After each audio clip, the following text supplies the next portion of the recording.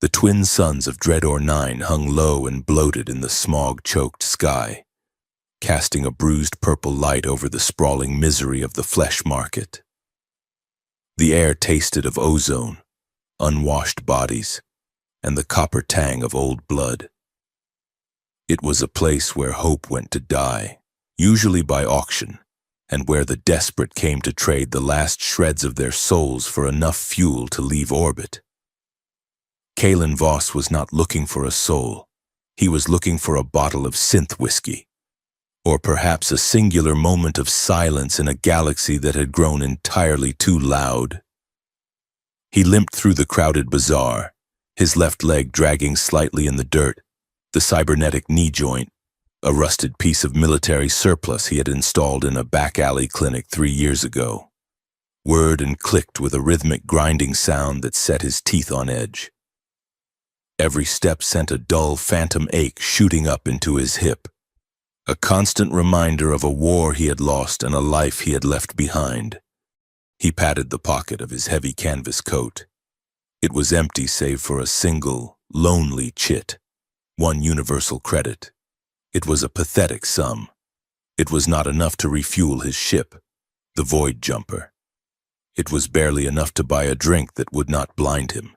He was a man at the end of his rope, and the rope was fraying faster than he could climb. Around him, the market roared with the chaotic commerce of the fringe worlds. Multi-limbed vendors hawked stolen weapon parts, while hooded figures exchanged vials of hallucinogenic dust for bags of rare ore. But the main attraction, as always on Dreador 9, was the flesh. Kalen tried to keep his head down, his collar turned up against the stench, but the shouting from the central auction pit was impossible to ignore. A crowd had gathered, thick and jeering, pressing against the high-voltage barriers that marked the stage. There was a frantic energy in the air, a bloodlust that made the hair on the back of Kalen's neck stand up. He should have kept walking. He should have found the nearest cantina, spent his last credit on Oblivion, and passed out in a booth until the port authority towed his ship for scrap. Instead, he stopped. Through a gap in the press of bodies, he saw them. In the center of the raised platform stood a massive containment unit, reinforced with shimmering psionic dampening fields. Inside the energy barrier were 8 figures. They were humanoid, but undeniably alien, possessing a lethal grace that even chains could not entirely suppress. They were tall, with skin the color of twilight shadows and hair that seemed to move of its own accord, floating as if underwater. But it was their condition that made Kalen's stomach turn. They were branded. Jagged, glowing shock tattoos marred their shoulders and necks, pulsing with a cruel violet light every time one of them moved too quickly. They were battered, dirt-streaked, and terrified, yet they did not cower. They paced the small confines of their cage like tigers, their movements fluid and predatory. Their fingers ended in obsidian claws that looked sharp enough to carve through bulkhead steel, and their eyes were wide, pupilless pools of bioluminescent gold. The auctioneer, a bulbous creature with wet, pale skin and a breathing apparatus that wheezed with every inhalation, slammed a shock baton against the bars. The sound cracked like a gunshot. "Ladies and gentlemen, scoundrels and kings," the auctioneer bellowed, his voice amplified by a distortion collar. "I present to you the unwanted, the untamable, the daughters of a dead world." The crowd murmured, leaning in. "These are not house servants," the auctioneer continued, pacing before the cage. "They are not pleasure consorts. They are feral beasts. We have tried to break them. We have tried to train them. We have employed the finest neural conditioners in the sector, and the result?" He gestured to a guard standing near the cage. The guard, a heavily armored mercenary, held up a bandaged arm where 3 long gouges had shredded his plasteel gauntlet and the flesh beneath. They bite, they claw, they attack with a psychic ferocity that burns out standard inhibitors. They are broken merchandise. Dangerous, volatile. Kalen watched, transfixed. He knew a sales pitch when he heard one. But this was different. The auctioneer was not trying to drive up the price. He was trying to salvage a loss. He was terrified of them. One of the females, taller than the rest, moved to the front of the barrier. She gripped the energy field with her bare hands, her claws sizzling against the plasma. She did not flinch. She stared out at the crowd with a hatred so pure it felt like a physical force. This was Princess Zahira, though Kalen did not know her name yet. He only knew that he had never seen anything so magnificent and so tragic. Her eyes scanned the mob, dismissing the warlords and the slavers with a sneer of her lips that revealed serrated teeth. Then, her gaze landed on Kalen. He froze.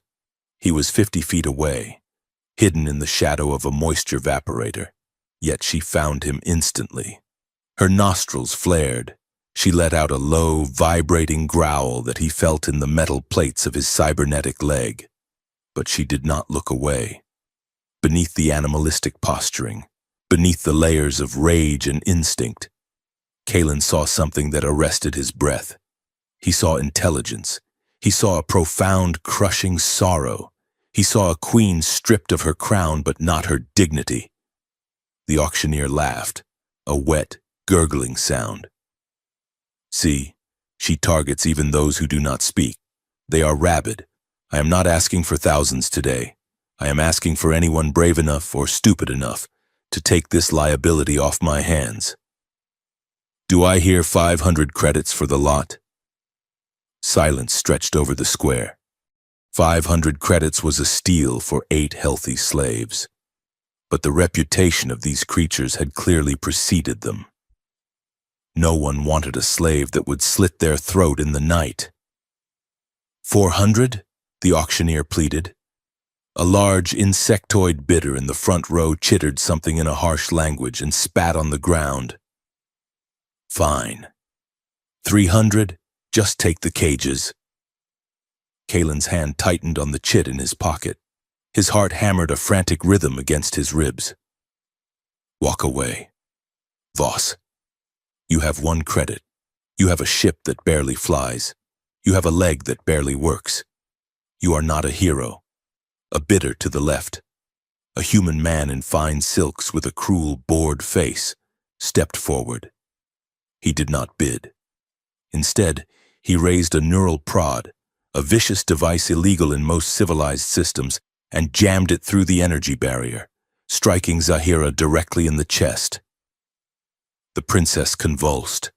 A scream tore from her throat, not a human scream, but a dual-toned cry of agony that shattered the air. The shock tattoo on her neck flared blindingly bright. She fell to her knees, her body seizing, but she did not look down. She kept her golden eyes locked on the man who hurt her, promising a retribution that would be slow and bloody. The crowd laughed. They laughed at her pain. They laughed at her defiance. Something inside Kalen snapped. It was not a logical decision. It was the breaking of a dam. It was the sudden, overwhelming realization that he would rather die poor and bloody than live another second in a universe where this was allowed to happen. He pushed off the moisture evaporator and shoved his way through the crowd. His metal leg clumped heavily on the metal grating of the platform ramp. Heads turned. The laughter died down, replaced by confused murmurs. Kalen Voss looked like a wreck. His coat was stained with grease, his face was unshaven, and he smelled of cheap engine coolant. The auctioneer looked down at him with disdain. Do you have a bid, vagrant? Or are you just looking for a place to die? Kalen did not speak. He walked until he was standing directly in front of the man with the neural prod. He shoved the aristocrat aside with a force that surprised them both, then turned his gaze to the auctioneer. He reached into his pocket and pulled out the single scratched credit chit. He held it up. It caught the bruised light of the twin suns. 1, Kalen said. His voice was gravel and rust, but it did not waver. The crowd erupted. Laughter pealed through the heat, louder than before. The auctioneer turned purple. 1 credit? You insult me? Security, remove this. 1 credit, Kaylin interrupted, stepping closer to the cage. Zahira was still on her knees, panting, watching him. Or you can keep feeding them. You can keep paying for the power to run these cages. You can keep watching your guards get mauled every time they try to feed them. No one here wants them. You said it yourself. They are broken. They are unsellable. He flicked the credit chip into the air. It spun, a tiny silver disc of defiance, and landed with a metallic ping at the auctioneer's feet. I am doing you a favor, Kaylin said. Take it, or I walk. The auctioneer looked at the credit. He looked at the silent, terrified faces of his guards who clearly wanted nothing more to do with the feral women. He looked at the crowd, who had stopped bidding entirely to watch the spectacle. Efficiency won out over pride. Sold! The auctioneer screamed, kicking the credit into his lockbox.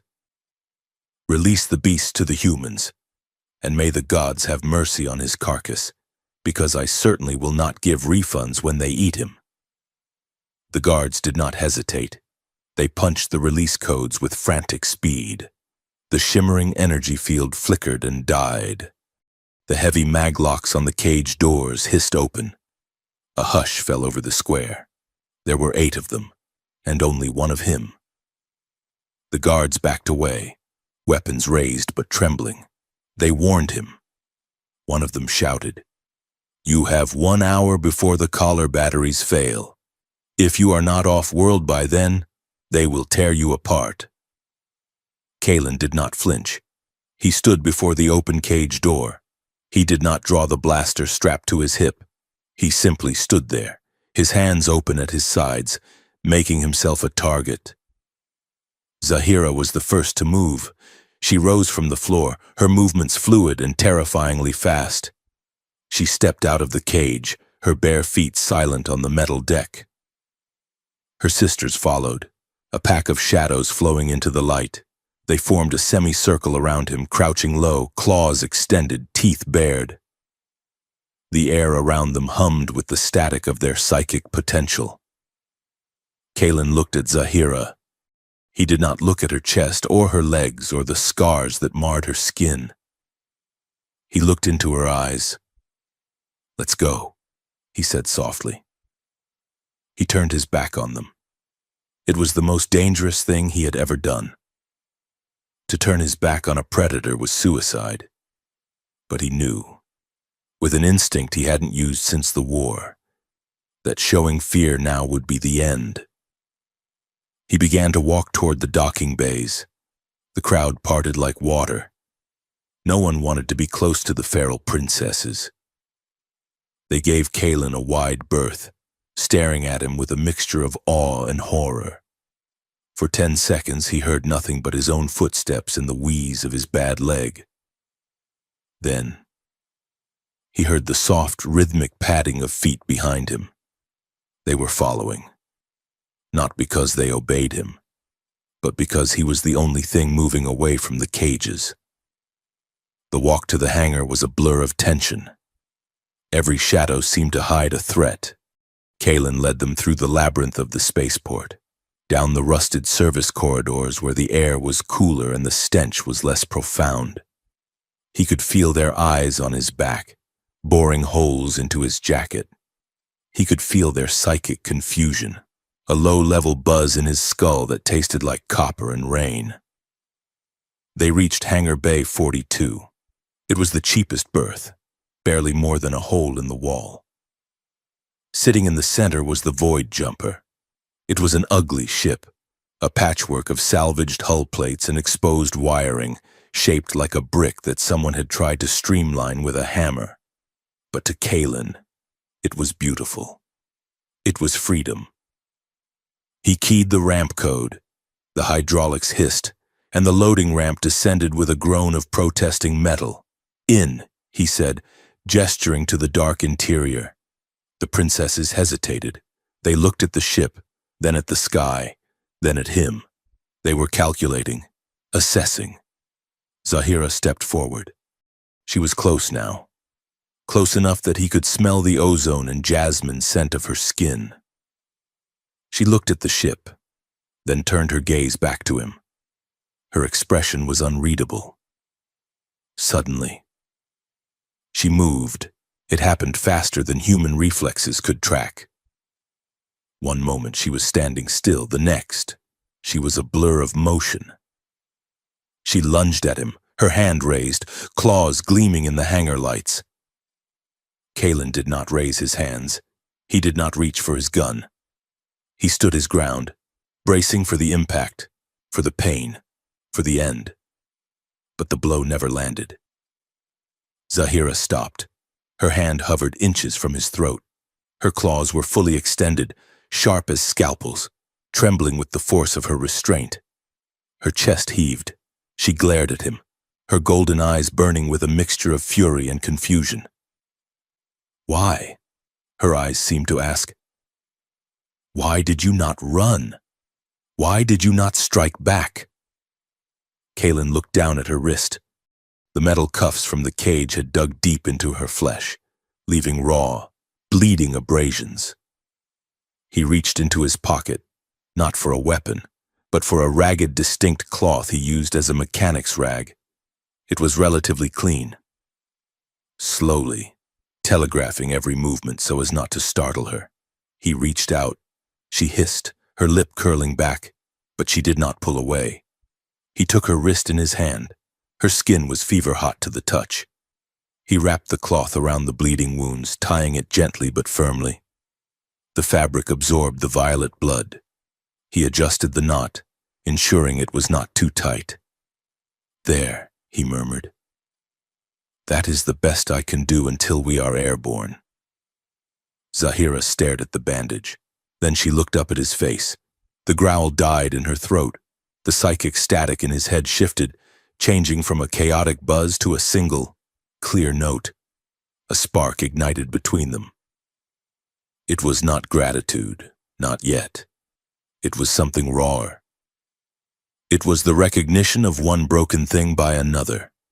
It was a moment of shared pain that bridged the gap between species and history. She lowered her hand. The tension in her shoulders dropped a fraction of an inch. Behind him, the other 7 princesses watched, their feral posturing softening into wariness. They looked to their sister for a command. Zahira gave a sharp, subtle nod.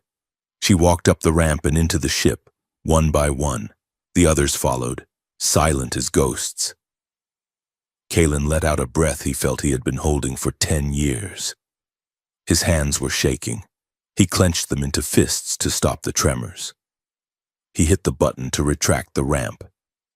As the hydraulics whined and the heavy metal door began to seal them in, he saw a pair of Port Authority guards standing at the edge of the hangar bay, watching the scene with disbelief. One of the guards shook his head, spitting on the deck. I saw the transaction logs. He wasted his last credit on monsters. The ramp was closing. The gap was narrowing. Kalen looked through the shrinking slit of light, staring back at the guards, at the station, at the galaxy that had discarded them all. He thought of Zahira's eyes. He thought of the intelligence burning beneath the rage. He thought of the empire that had sold them and the people who had laughed. Kalen muttered back, loud enough only for the ghosts in his ship to hear. Then monsters are what this galaxy needs. The ramp sealed with a final echoing clang, shutting out the world. Kalen turned toward the cockpit, his limp pronounced, his pockets empty, his future uncertain, and initiated the launch sequence. The engines of the Void Jumper coughed, sputtered, and then roared to life, carrying the human and his 8 queens toward the stars. The interior of the Void Jumper was not designed for royalty. It was designed for smuggling crates of illegal spices, transporting sensitive data drives, and occasionally sleeping off a hangover in deep space. It was a vessel of oil stains, rattling vents, and confined spaces. With 8 furious feral alien women crammed into the fuselage, it felt less like a starship and more like a pressure cooker waiting to explode. Kalen Voss sat in the pilot's chair, his hands gripping the flight yoke until his knuckles turned white. Behind him, the heavy blast door separating the cockpit from the main cargo hold shook with a violent, rhythmic thudding. They were throwing themselves against the metal. He could hear the screech of claws gouging into the durasteel, a sound that vibrated through the floor plates and up into his cybernetic leg. They snarled and hissed, a cacophony of rage that drowned out the hum of the sublight engines. He had made a mistake, a noble, suicidal mistake. He engaged the autopilot and spun his chair around. The internal monitors showed the cargo bay. It was chaos. The princesses were tearing at the bulkheads, their movements a blur of violence. They fought each other for space, snapping and biting, driven by the adrenaline of their release and the lingering trauma of the cages. Zahira was in the center of the maelstrom, not fighting, but pacing. She tested the air vents. She tested the locking mechanism. She was hunting for a weakness in the ship's skin. Kalen rubbed his face with a grease-stained hand. He could not keep them sedated. He had no drugs. He could not reason with them. They were in a frenzy. He needed to neutralize their physical advantage without hurting them. He reached for the environmental controls. His fingers hovered over the gravity plating adjustments. It was a risk. If he cut the gravity, anything not bolted down would become a projectile. But it was the only way to disorient a ground-based predator. "Apologies, ladies," he muttered, and flipped the switch. The thudding against the door stopped instantly. On the monitor, the scene shifted from a riot to a surreal floating ballet. The artificial gravity in the cargo bay cut out. The 8 women lifted off the deck, their limbs flailing as physics betrayed them. Their long, dark hair floated around their heads like halos of ink. The aggression drained from their postures, replaced by confusion. They grabbed at handholds, drifting in the recycled air, unable to generate the leverage needed to destroy his ship. Kalen let out a breath. It was a temporary fix, but it bought him time. He turned back to the console and pulled up the data slate he had linked to the ship's archaic computer. While they floated, he needed to know exactly what he had bought. The auctioneer had called them daughters of a dead world. But that was standard slaver rhetoric. He needed the truth. He bypassed the standard galactic encyclopedia and dove into the deep web archives, using old smuggler codes to access fragmented imperial records. He cross-referenced their physical traits, the twilight skin, the bioluminescent eyes, the psionic markers. The search engine spun for a long moment before spitting out a file that had been redacted nearly 50 years ago. Species, Ethonians. Status, extinct, purged. Social structure, matriarchal psi monarchy. Kalen leaned in, his eyes scanning the scrolling text. They were not just random tribals. The Ethonians had been a high-caste civilization in the Outer Rim, a dynasty of warrior queens who possessed a unique genetic trait, a telepathic command over biological organisms. They did not use beast of burden technology. They simply asked the beasts to carry them. They did not use slave collars. They used loyalty woven into the psyche. The Empire had feared them. A species that could turn an enemy's war mounts against them, or perhaps even influence the minds of infantry soldiers, was too dangerous to exist. The purge had been absolute, or so the history books claimed. Kalen looked back at the monitor. Zahira was floating near the ceiling of the cargo bay. She had ceased struggling. She had hooked one foot under a conduit pipe to anchor herself and was staring directly into the camera lens. Her golden eyes were wide, unblinking. She knew he was watching. A sharp pain spiked behind Kalen's eyes. It was not a headache. It was an intrusion. Images flashed through his mind. disjointed and violent, moving too fast to fully grasp. A city of white stone burning under a green sky. A woman in ceremonial armor falls from a balcony. A laser burns through her chest. Chains, cold metal, the smell of antiseptic and fear. A voice screaming a name that sounded like breaking glass. Kalen gasped and shoved himself back from the console, severing the connection. His heart raced. That was her memory. Zahira was projecting her trauma directly into his skull. It was a communication, crude and desperate. She was telling him who she was. She was not a feral specimen. She was a survivor of a genocide, royalty dragged through the mud until she learned to bite back. He waited until his pulse steadied, then stood up. He went to the small galley and packed a crate with rations, protein bars, dried fruit, and several pouches of water. He grabbed a bundle of spare mechanics' coveralls and blankets. He walked to the airlock door of the cargo bay. He engaged the magnetic boots on his own suit, ensuring he would stay grounded while they floated. He took a deep breath and hit the cycle button. The door hissed open. The silence of the zero-gravity chamber was unnerving. The princesses drifted like ghosts. When he entered, 7 pairs of eyes locked onto him, pupils dilating in threat. They hissed, their bodies tensing to push off the walls and attack. Zahira raised his hand. The hissing stopped. Kalen floated the crate toward the center of the room. "I am not here to fight," he said, his voice echoing in the metal box. "And I am not here to sell you." He pushed the crate so it drifted toward Zahira. She caught it with one hand, her movements graceful despite the lack of gravity. She sniffed it, then ripped the lid off.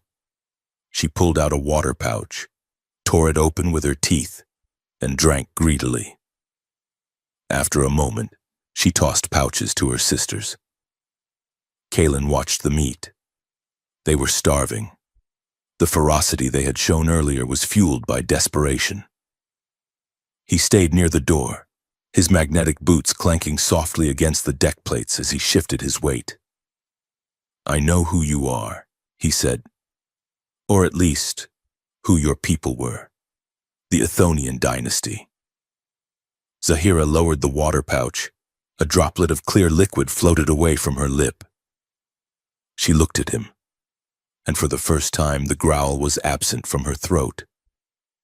Kalen slid down the wall to sit on the floor, signaling he was not a threat. He looked at his hands. "I lost my crew 3 years ago. We were running medical supplies to a colony on the border. My second-in-command sold us out to a raider fleet for 10,000 credits. He didn't know why he was telling them this. Perhaps it was because they were the only living things he had spoken to in months who weren't trying to rob him. They boarded us. I watched my friends die. I watched the woman I loved, my navigator, get sucked out into the vacuum when the hull breached. I lost my leg and my rank. I survived because I hid in the engine casing like a rat." He looked up. The princesses were no longer eating. They were floating in a semicircle, watching him. The hostility in the air had shifted to something else, curiosity. They understood loss. They understood the specific hollow ache of being the one left behind. Zahira drifted closer. She extended a hand, not to claw him, but as if reaching for the words he had spoken. Her mind brushed against his again, lighter this time. He felt a wave of cold sorrow, a shared mourning for the dead. "We are not monsters," a voice whispered in his head. It was not spoken aloud. It was a thought placed gently into his consciousness. "I know," Kalen said aloud. "I know." Over the next 2 days, a fragile truce formed in the metal belly of the ship. Kalen restored the gravity, allowing them to walk and rest properly. He gave them the run of the lower deck. They bathed, they ate, and they slept in a pile of blankets and limbs, seeking comfort in their proximity to one another. Kalen kept to the cockpit, sleeping in short shifts, his pistol always within reach but never drawn. He felt their presence constantly, a hum of psychic energy that made the air feel charged, like the atmosphere before a thunderstorm. On the third evening, Kalen went down to the lower deck to check the atmospheric scrubbers. The ship was old, and the extra passengers were taxing the oxygen recyclers. He walked past the small hygiene unit, intending to bypass it, when the door slid open. He froze. Zahira stood under the sonic shower head. She had overridden the settings to produce actual water, a luxury the ship's reserves could barely afford. The artificial rain sluiced down her body, washing away the last of the auction yard's grime. She was naked. Kalen's instinct was to turn away, to apologize and retreat, but his feet refused to move. She was breathtaking. Her skin was a landscape of opalescent violet and deep indigo, marked by the silver lines of old scars and the jagged, angry red of the slave brands. She was muscular and lean, built for war and survival. She turned and saw him. She did not scream. She did not cover herself. In her culture, he realized, shame was likely a concept reserved for cowards, not for bodies. She stood tall, the water dripping from her chin, her golden eyes locking onto his. The tension in the corridor spiked, thick and suffocating. It was not the tension of violence, but of something far more volatile. "You stare," she said. Her voice was raspy, unused to galactic common, but deep and resonant. Kalen swallowed hard. "I didn't mean to intrude. The scrubbers." "You stare," she repeated, stepping out of the shower stall. The water evaporated instantly under the drying field, leaving her skin glowing faintly in the dim light. She walked toward him. Kalen forced himself to hold his ground, though his heart was hammering against his ribs. "I am checking the ship. We are burning oxygen faster than I anticipated." Zahira stopped a foot away from him. She was nearly as tall as he was.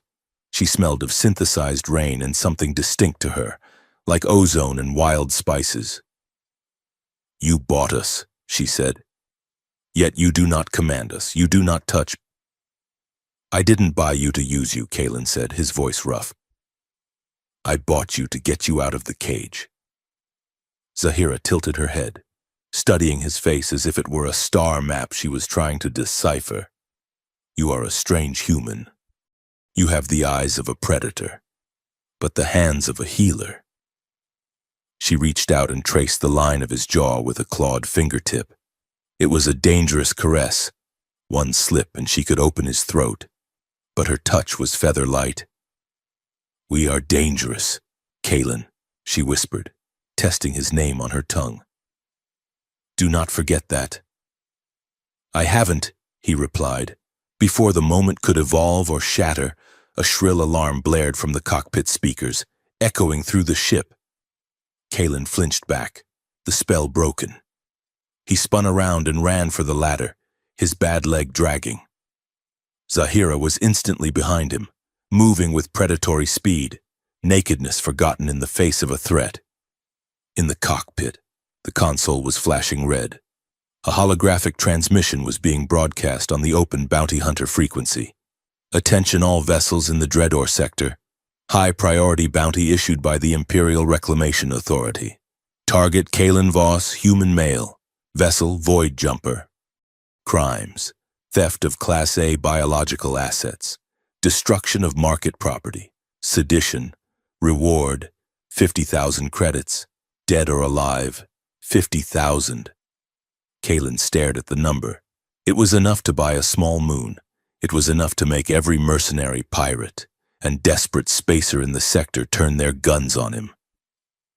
"We have company," Kalen said grimly, checking the radar. 3 distinct signatures appeared on the scope. Fast movers, raider drones. They were unmanned, heavily armed, and programmed to disable ships by shredding their engines. "Strap in," Kalen yelled over his shoulder. Zahira did not strap in. She stood behind his chair, gripping the headrest, her eyes fixated on the void of space visible through the viewport. Her sisters crowded into the cockpit doorway, drawn by the alarm.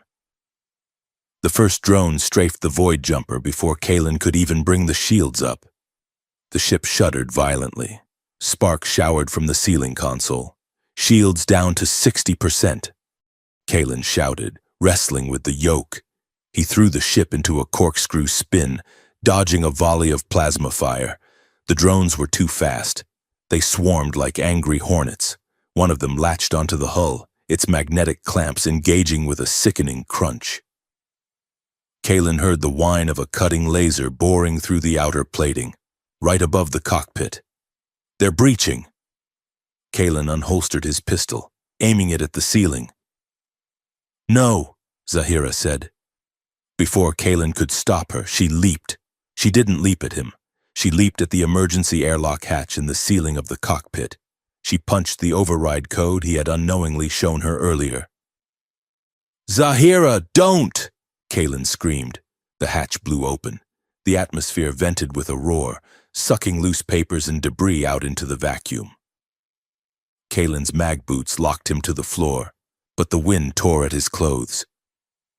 Zahira did not get sucked out. She launched herself. She flew out of the airlock and onto the hull of the moving ship.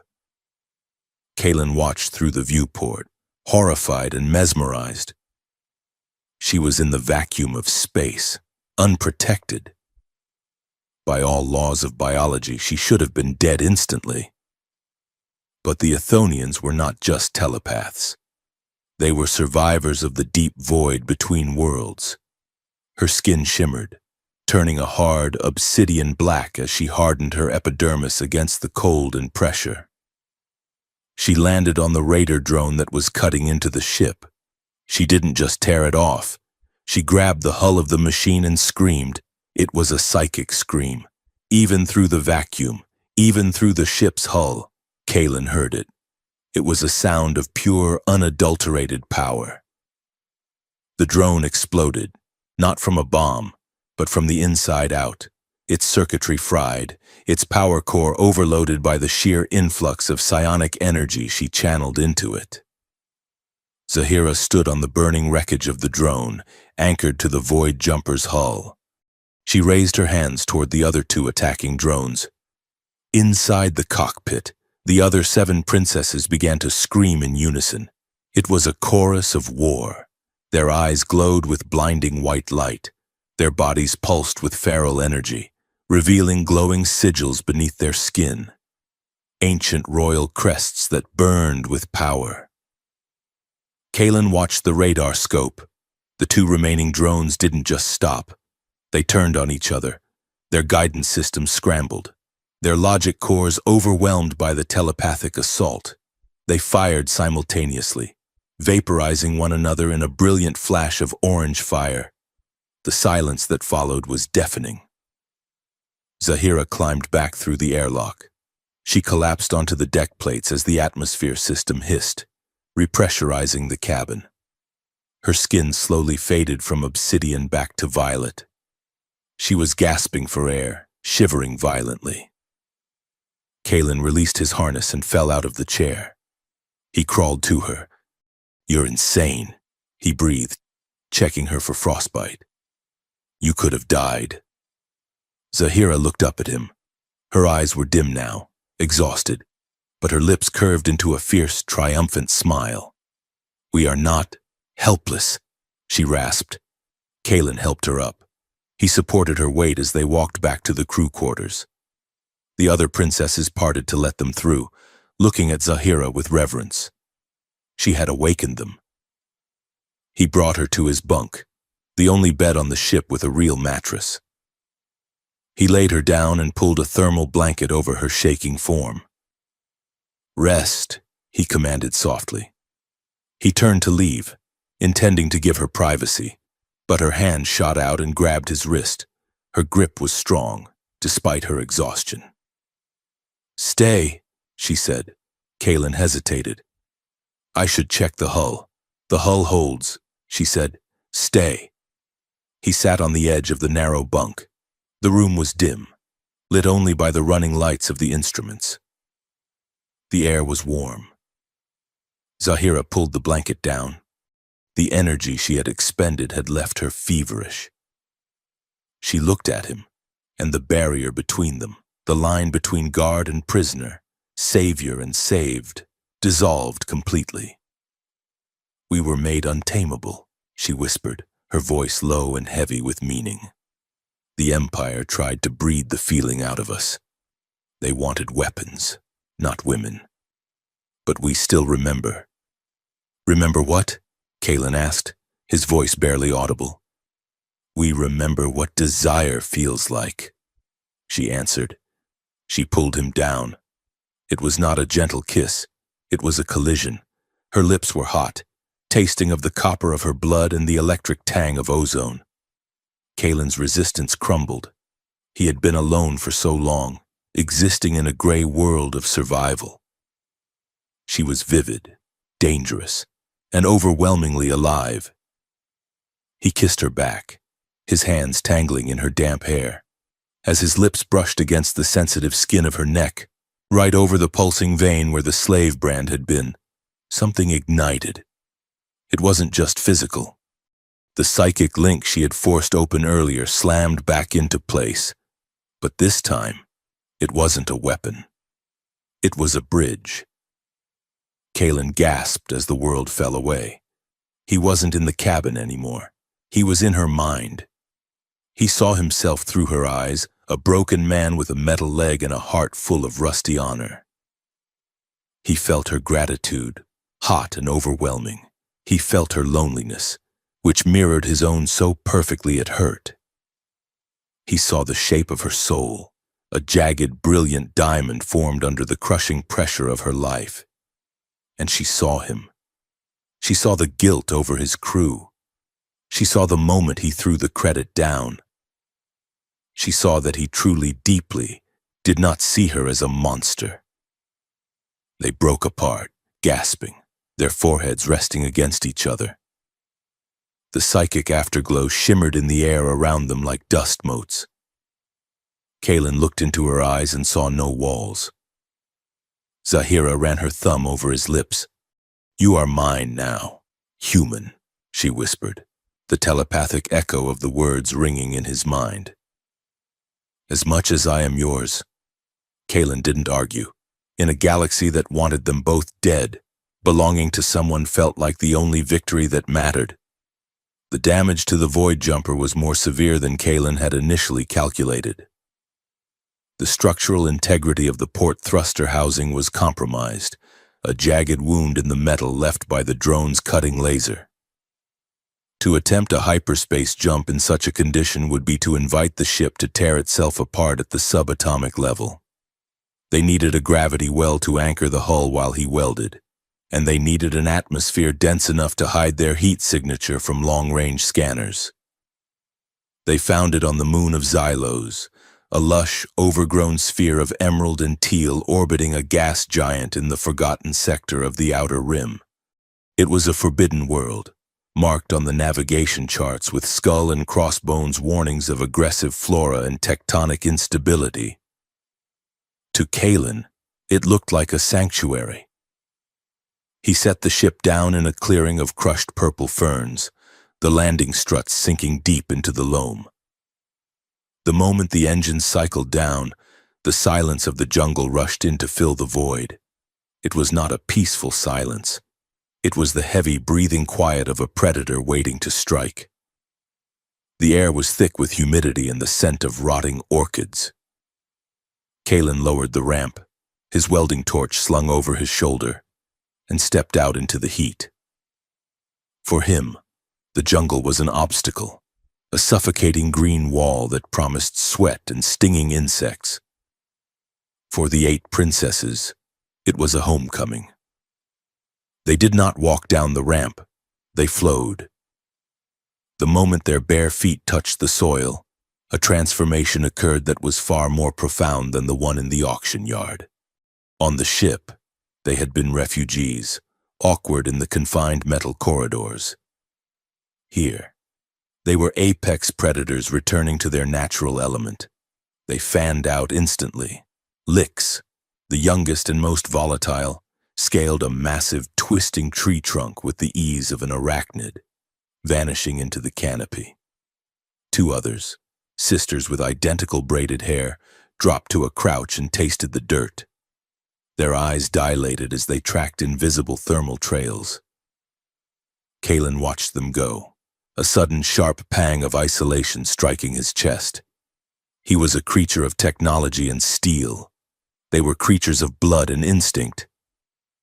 For the last few days, the ship had been an equalizer.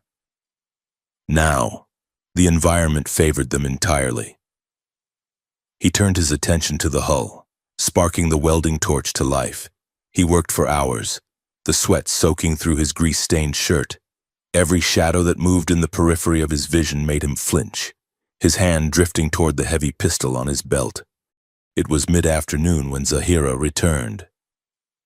She emerged from the dense undergrowth without a sound. She was carrying the carcass of a six-legged reptile over one shoulder, a creature that must have weighed 200 pounds. She dropped it near the ship's ramp with a casual grace. Her skin was flushed with the heat of the hunt, and there was a smear of blue alien blood on her cheek. She looked at Kalen, who was wiping soot from his forehead. "The jungle breathes," she said. Her voice was different here, deeper, more resonant. "It remembers us." Kalen powered down the torch. "I thought your people were from a desert world. The records said dry plains. The records were written by those who burned our cities," Zahira replied, stepping closer. "Before the cities, before the stars. We were of the green. We were hunters." She wiped the blue blood from her cheek with a thumb, her golden eyes fixing on him with an intensity that made his mouth go dry. She did not look like a princess. She looked like a deity of the wild, terrifying and beautiful. "Come," she commanded. "I have to finish the weld," Kalen protested, gesturing to the scarred hull. "If the structural integrity isn't—" "The ship will wait," she interrupted. "There is something you must see." It was not a request. Kalen hesitated, then holstered his welding torch and checked the charge on his pistol. He signaled the ship's computer to lock the ramp behind them, though he suspected the other 7 princesses could rip the door off if they truly wanted to get in. He followed her into the tree line. The jungle of xylos was a nightmare of biology. Vines as thick as suspension cables hung from trees that scraped the clouds. Flowers the size of radar dishes turned their heads to follow them as they passed, tracking their body heat. Yet wherever Zahira walked, the jungle seemed to part. Thorn bushes retracted their barbs. Low-hanging branches lifted out of her way. It was a passive, low-level telepathy, a projection of dominance that the plants instinctively obeyed. Kalen did not have such luxury. He hacked at the undergrowth with a machete, struggling to keep up with her long, fluid strides. His cybernetic leg whined in protest against the uneven terrain, snagging on roots and sinking into mud. They walked for an hour, climbing higher onto a ridge that overlooked the valley where the void jumper sat like a silver beetle. The air grew thinner, cooler. Zahira led him to a massive ancient tree that had fallen centuries ago, its hollowed trunk forming a tunnel. Beyond it lay a small, secluded grotto, hidden from the sky by a canopy of woven leaves.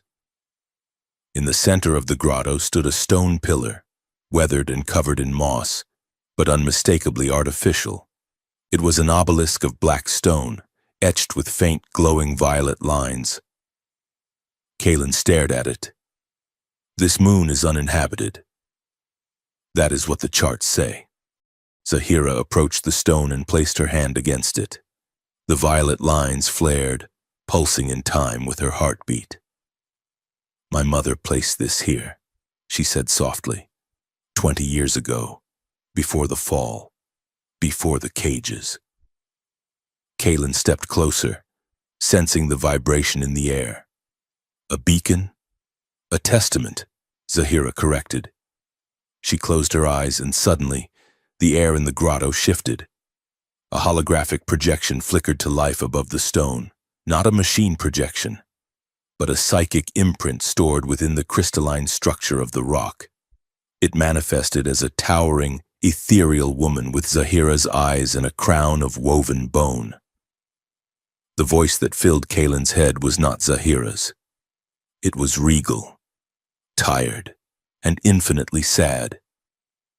To my daughters, if you stand here, the worst has come to pass. The alliances have failed. The great houses demand your blood to seal their treaties. They demand you breed with the warlords who wish to chain our gifts. We have chosen exile over slavery. We have chosen the wild over the golden cage. Remember that your power is not in your command over others, but in your command over yourselves. Do not return until blood joins with trust. The image faded, dissolving back into the humid air. Kaelin stood in the silence, the weight of the message settling on him. He looked at Zahira. She was trembling, her hands still pressed against the cold stone. You weren't captured in a war, Kaelin realized. You ran. Zahira turned to him. The vulnerability was back, cracking the warrior's mask. The High Council of the Galactic Core feared our lineage. They feared a matriarchy that could turn their armies against them with a thought. So they offered us a choice: marry their sons, dilute our bloodline, and become broodmares for their political games, or be declared enemies of the state. And you chose exile, Kaelin said. We chose freedom, she whispered. But they hunted us down. They painted us as feral monsters to justify the chains.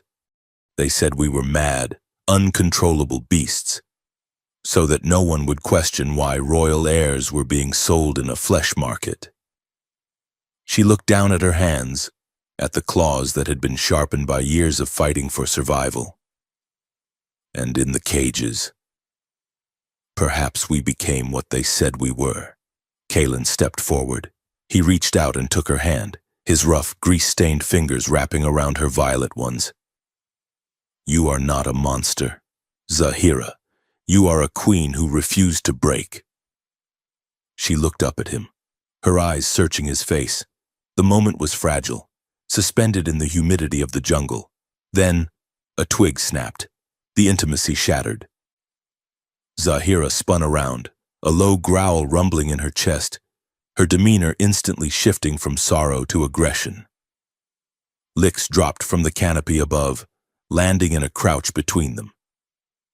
The younger princess straightened, her eyes darting between Kaelin and Zahira. She was lithe, dangerous, and grinning with a sharpness that promised violence. The hunt went well, Licks said, her voice a purr. But I see the alpha is not hunting. She is playing with the pet. Zahira's spine stiffened. Go back to the ship. Licks! Licks ignored the command. She circled Kaelin, stepping close enough that he could feel the heat radiating from her skin. She sniffed the air near his neck. He smells of fear, Licks mocked, and oil and weakness. Why do we keep him, sister? He served his purpose. He opened the cage. Now he is just a limp dragging us down. Kaelin's hand drifted to his pistol, but he didn't draw. This was an internal dispute. Intervening with a weapon would only prove her point. He is not a pet, Zahira warned, her voice dropping an octave. Licks laughed, then let him prove it. Or perhaps, I will take him. If he is truly a mate worthy of the High Queen, he should be able to handle a challenge. She moved faster than Kaelin could track. Licks lunged, not to kill but to dominate. She shoved Kaelin backward, her claws flashing toward his face to mark him. Kaelin raised his arm to block, bracing for the pain, but the blow never landed. Zahira intercepted her sister mid-air. The impact was visceral, the sound of two powerful bodies colliding with bone-jarring force. They rolled across the mossy floor of the grotto, a blur of violet skin and flashing teeth. It was not a human brawl. It was a clash of predators. They moved with a terrifying speed, trading blows that would have shattered Kalen's ribs. Zahira was stronger, but Lix was faster. The younger sister used the terrain, bouncing off the stone pillar to strike from above. Zahira took the hit, a clawed hand raking across her shoulder, drawing blood. She did not falter. Zahira roared, a psychic blast that shook the leaves from the trees. She caught Lix by the throat and slammed her into the soft earth, pinning her with absolute crushing force. "Enough!" Zahira screamed, her eyes glowing with blinding intensity. Lix struggled, hissing, but Zahira's grip was iron. The alpha held her ground, pressing down until Lix went limp, baring her neck in submission. The jungle went silent. Even the insects seemed to hold their breath. Zahira leaned down, her face inches from her sister's. He is not a pet. He is the only thing in this galaxy that did not try to sell us or break us. You will respect him, or you will answer me. Lix let out a soft, chittering sound of capitulation. Zahira released her and stepped back. Lix scrambled to her feet, rubbing her throat. She looked at Kalen, her expression unreadable, then nodded once to Zahira and vanished back into the tree line, retreating to the ship. Zahira stood alone in the clearing, her chest heaving. Fresh blood trickled from the wound on her shoulder, mixing with the sweat on her skin. She did not look at Kalen. She looked ashamed. Kalen walked over to her. He did not say a word. He reached into his medical pouch, which he always carried on away missions, and pulled out a sterile seal patch. Zahira flinched as he approached, but she did not pull away. "You didn't have to do that," Kalen said softly, peeling the backing off the patch. "She did not challenge me," Zahira said, her voice trembling. "She challenged you. If I had let her hurt you, the pack would have seen you as prey. They would have killed you tonight." Kalen pressed the patch over the claw marks on her shoulder. The adhesive hissed as it bonded to her skin. "I can handle myself, Your Highness." Zahira turned to him then, and the fire in her eyes was gone, replaced by a terrified uncertainty. "Can you? You are fragile, Kalen. Your skin tears. Your bones break. You have a metal leg because you could not regrow your own. And yet..." She stepped closer, invading his personal space, backing him against the mossy stone of the pillar. "And yet you are the only one who makes me feel safe," she confessed. "And that terrifies me." "Why?" Kalen asked. "Because I do not know how to be free," she whispered. "I know how to fight. I know how to hate. I know how to survive in a cage. But this, trusting, needing, it feels like walking off a cliff in the dark." Thunder rumbled overhead, low and ominous. The sky, which had been darkening for the last hour, finally opened up. The rain on Xylos did not start as a drizzle. It began as a deluge. Warm, heavy sheets of water hammered down through the canopy, soaking them instantly. The noise was deafening, a white noise that isolated them from the rest of the universe. Zahira did not move to seek refuge. She stood in the rain, letting it wash the mud and blood from her skin, her hair plastered to her face and shoulders. She looked at Kalen, water dripping from her eyelashes. "You didn't buy me." "Kalen," she said, her voice rising over the sound of the storm. "You freed me, and now I am standing here, and I do not want to run. I want to stay." She reached out and grabbed the lapels of his soaked jacket, pulling him toward her. Kalen didn't resist. He didn't want to. The logic that had kept him alive for years, the rule of don't get involved, don't get attached. Dissolved in the rain. He kissed her. It wasn't like the kiss on the ship. That had been desperate, a collision of adrenaline. This was slow. It was deliberate. It was a question and an answer. Zahira let out a sound that was half growl, half whimper. Her arms went around his neck, her body pressing against his. She was warm, impossibly solid against him. The psychic link flared to life, but this time it was not a visual projection. It was a sensation. He felt her heart beating as if it were in his own chest. He felt the texture of her skin as if he were touching it from the inside. He ran his hands down her back, tracing the ridges of her spine, feeling the scars of the auction house. He kissed the hollow of her throat, the line of her jaw, the sensitive skin behind her ear. Zahira's claws extended, not in aggression but in reflex. She raked them lightly down his back, shredding the fabric of his jacket, scoring the skin beneath just enough to sting. It was a claim. She was marking him. Kaelin gasped into her mouth, the pain and the pleasure mixing into a heady rush. He gripped her hips, anchoring her against him. The rain slicked their skin, making every movement fluid. They sank to the ground at the base of the obelisk, tangling together in the wet ferns. There were no words. The language of the Athonians was too complex for his tongue, and Galactic Common was too cold for this moment. They spoke in breath and touch. He kissed every scar he could find, the burn on her arm, the lash mark on her ribcage, worshipping the history of her survival. For a timeless interval, there was no bounty, no empire, no broken ship. There was only the rain, the heat of her body, and the terrifying, wonderful realization that he was falling in love with a woman who could crush his skull with one hand. Eventually, the storm began to break. The deluge slowed to a rhythmic dripping from the leaves. They lay together in the mud. Kaelin's coat spread beneath them. Zahira rested her head on his chest, her breathing syncing with his.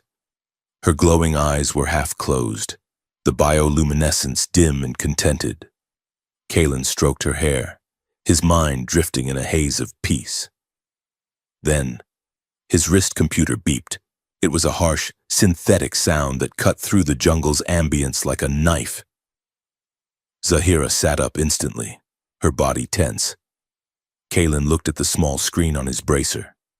A proximity alert. "Ships?" Zahira asked, her voice hard. Kaelin tapped the screen, bringing up the sensor telemetry from the void jumper. Not just ships, hunter-killers. 3 of them. They just entered orbit. They're scanning the surface. Zahira stood up, the vulnerability vanishing as if it had never existed. She was the Alpha again, the Queen. They found the beacon signature, she deduced, or they tracked your engine trail. "It doesn't matter how they found us," Kaelin said, scrambling to his feet and grabbing his ruined jacket. "It matters that they are here. If they have thermal scanners, they'll pick up the ship's reactor core in 10 minutes. We have to go." They ran back through the jungle. The leisurely trek up the mountain became a frantic descent. Kaelin ignored the pain in his knee, forcing his cybernetics to keep pace with Zahira's sprint. When they burst into the clearing, the scene was chaotic. The other princesses were already armed, wielding makeshift spears fashioned from metal scrap and hardened wood. They were pacing around the ship, sensing the enemy in the sky before the sensors had even confirmed it.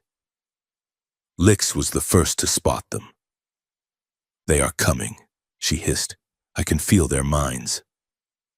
Cold, mechanical. Kaelin reached the bottom of the ramp. "We can't lift off. The thruster isn't fixed.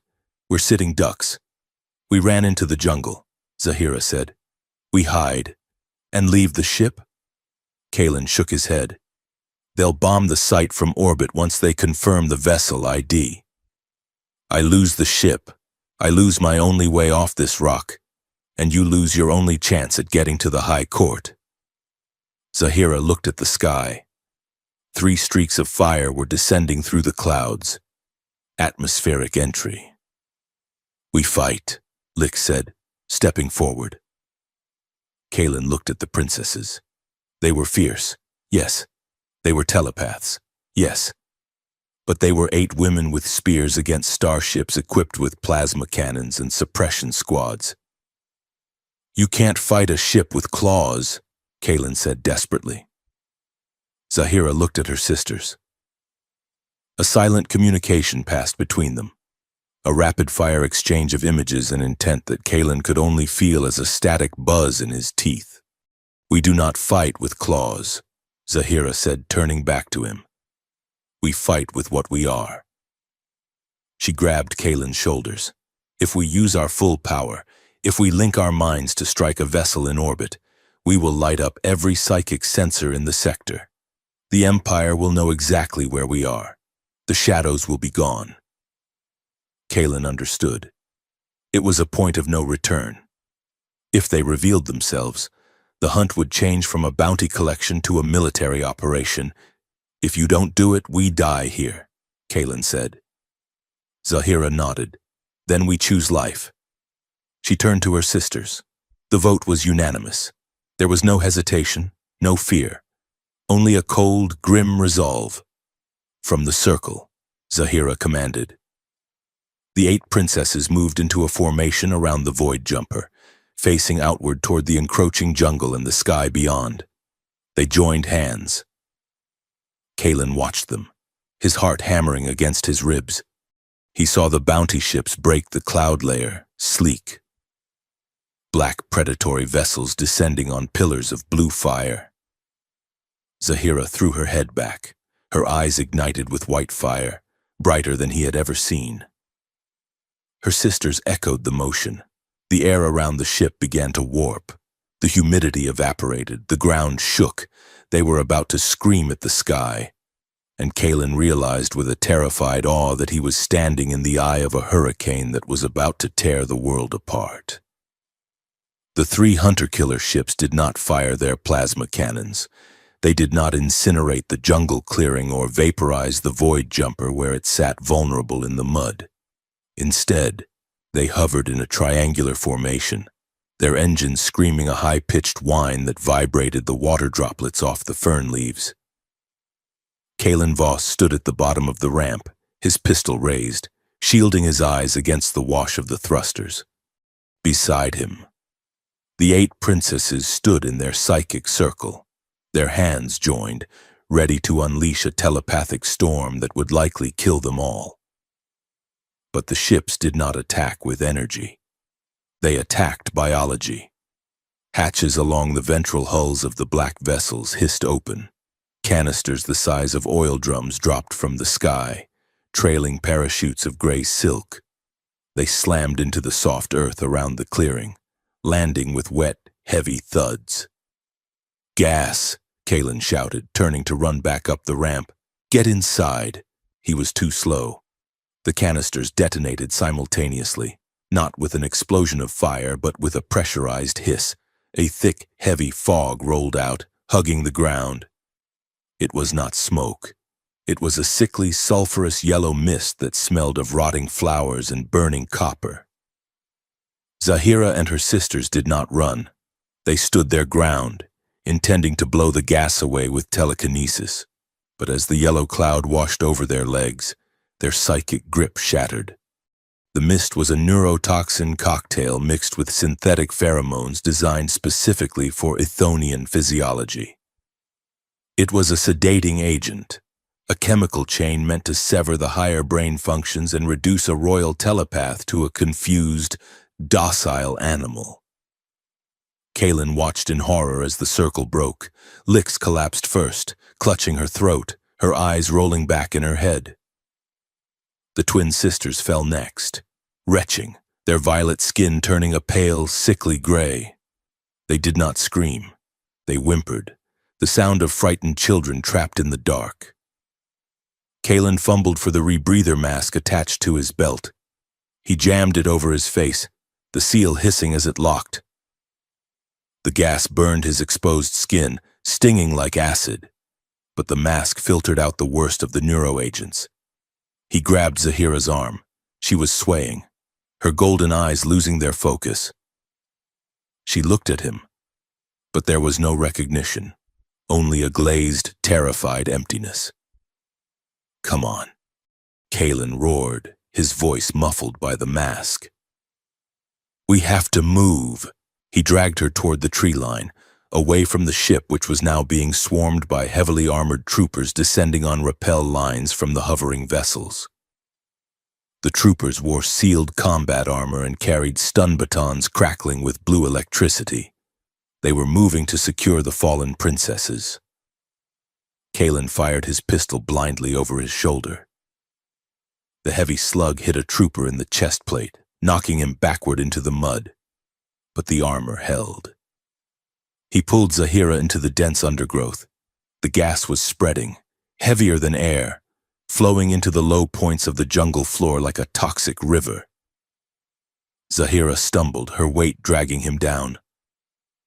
"My mind," she gasped, her voice thick and slurred. "It is gone. I cannot hear them. I cannot hear the pack." "Fight it," Kalen ordered, hauling her up a ridge. They reached the ruins of the ancient tree-spire temple they had visited earlier. The stone pillars offered some cover, and the elevation put them above the thickest concentration of the gas. But they were not alone. A squad of troopers had flanked them, cutting through the jungle with machetes and flamethrowers. They emerged from the ferns, surrounding the ruins. At the head of the squad walked a man who did not wear armor. He wore the pristine white dress uniform of a diplomatic envoy from the core worlds. He held a handkerchief to his nose, looking at the jungle with utter disdain. "Remarkable," the envoy said, his voice amplified by a speaker on his collar. The dosage was enough to put a Karkian bullworm to sleep for a week. Yet she still walks. Kalen shoved Zahira behind a stone column and leveled his pistol at the envoy's head. "Stay back!" The envoy smiled. It was a cold, practiced expression. "Put the weapon away, Mr. Voss. You are outgunned, outnumbered, and quite frankly out of your depth. We are not here to kill them. We are here to retrieve stolen government property." Zahira slumped against the stone, her claws scraping uselessly against the moss. Her breathing was shallow. The pheromones were shutting down her nervous system, locking her into a paralysis of the will. Kalen looked at the troopers. There were 12 of them. He had 6 rounds in his magazine. "Why?" Kalen demanded, stalling for time. "Why chase 8 refugees halfway across the galaxy? Why spend this much fuel on feral slaves?" The envoy laughed softly. "Feral? Is that what you think they are?" He signaled to his men. 2 troopers moved forward, flanking the ruins. "We did not exile them because they were wild. Mr. Voss," the envoy said, stepping closer. "We exiled them because they were inevitable. The Athonian bloodline does not just command beasts. It unifies. If those 8 women are allowed to reach maturity and link their minds, they will not just form a family, now they will form a hive mind capable of subjugating entire sectors. We broke their dynasty to save the galaxy from a tyranny of thought." Kalen felt a chill that had nothing to do with the rain. He looked down at Zahira. She was shaking, fighting the chemical fog in her blood. The troopers rushed them. Kalen fired. 2 shots, 2 hits. One trooper went down with a shattered knee.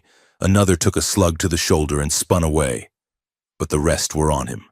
A stun baton slammed into his cybernetic leg, shorting out the servos. Kalen buckled, falling to one knee. Another baton struck him across the jaw, cracking the faceplate of his rebreather. He tasted blood. He rolled, trying to bring his gun up, but a heavy boot stomped on his wrist. The bone crunched. Kalen shouted in pain, his fingers losing their grip on the pistol. The troopers bypassed him. They went for Zahira. 2 men grabbed her arms, hauling her up. She swiped at them weakly, her claws glancing off their armor. "Neural shackles," the envoy ordered. "Secure the asset." One of the troopers pulled out a heavy metallic collar, pulsing with suppression lights. He moved to clamp it around Zahira's neck. "No!" Kalen screamed. He didn't think. He lunged. With his good leg, he launched himself from the ground, tackling the trooper holding the collar. They crashed into the mud. Kalen jammed his thumb into the gap of the trooper's helmet, gauging for the eye. The man screamed. The other troopers turned their weapons on Kalen. "Target the human! Fatal force authorized!" Zahira watched from the ground. She saw the troopers raise their rifles. She saw Kalen, broken and bleeding, fighting a man twice his size to keep the collar away from her neck. Something in her snapped. It was not a conscious decision. It was a biological imperative. The chemicals in her blood were designed to suppress higher thought, to dampen the complex telepathic centers of her brain. But they had forgotten one thing. Ethonians were not just telepaths. They were mothers. They were protectors. And the sight of her mate bleeding into the dirt triggered a part of her brain that no drug could touch. The primal cortex. Zahira screamed. It was not the psychic scream she had used on the drone.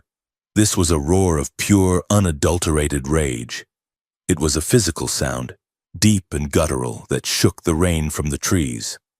Her eyes did not just glow, they burned.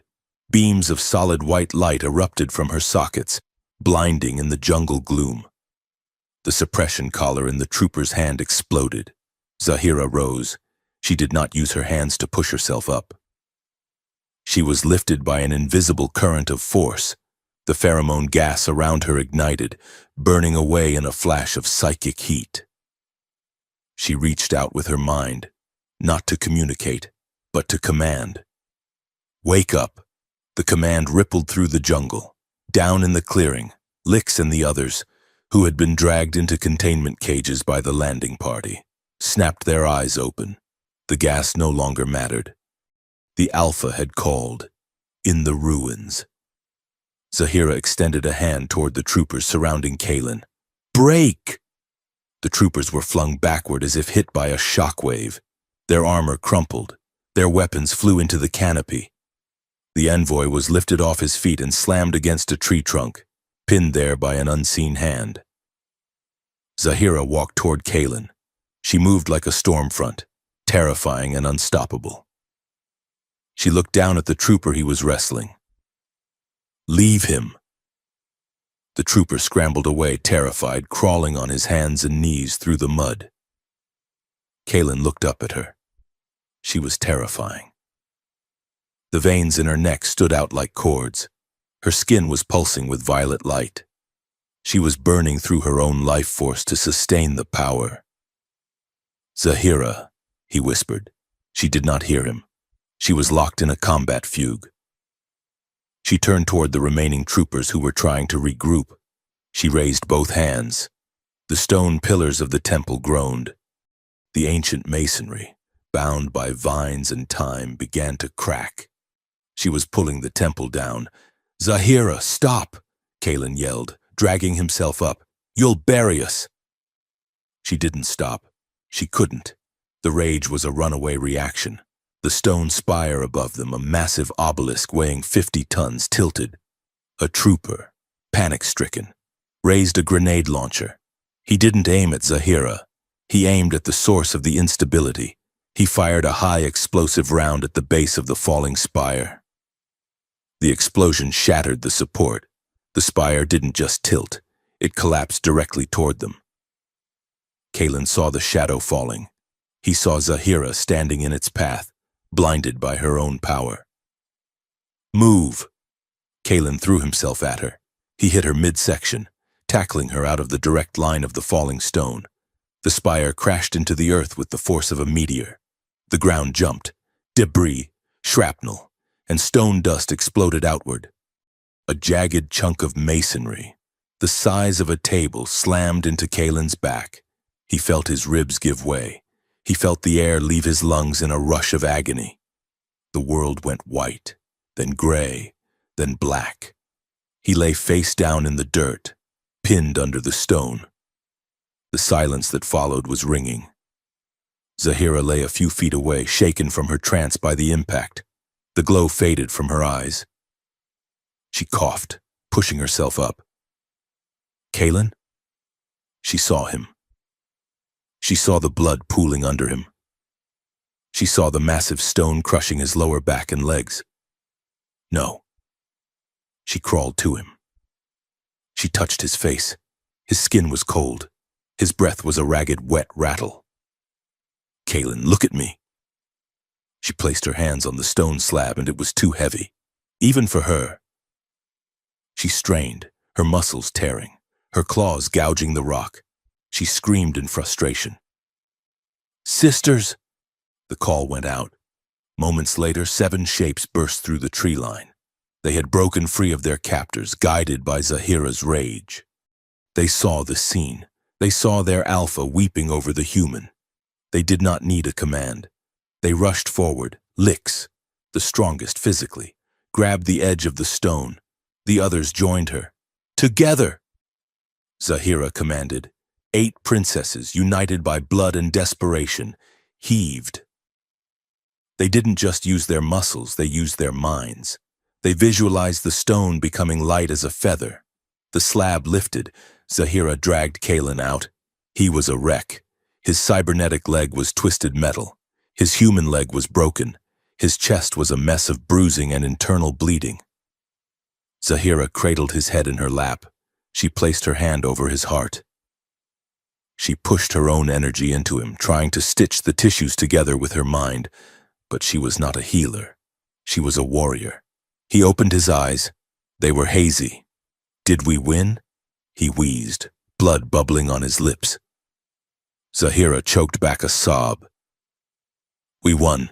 Behind them, the envoy was being dragged forward by Lix. His white suit was torn, his face muddy. He looked at the devastation, at the 8 women who had decimated his elite guard in seconds. You have no idea what you have done, the envoy spat. You have just declared war on the Galactic Council. Zahira stood up, gently laying Kalen's head on a bed of moss. She turned to the envoy.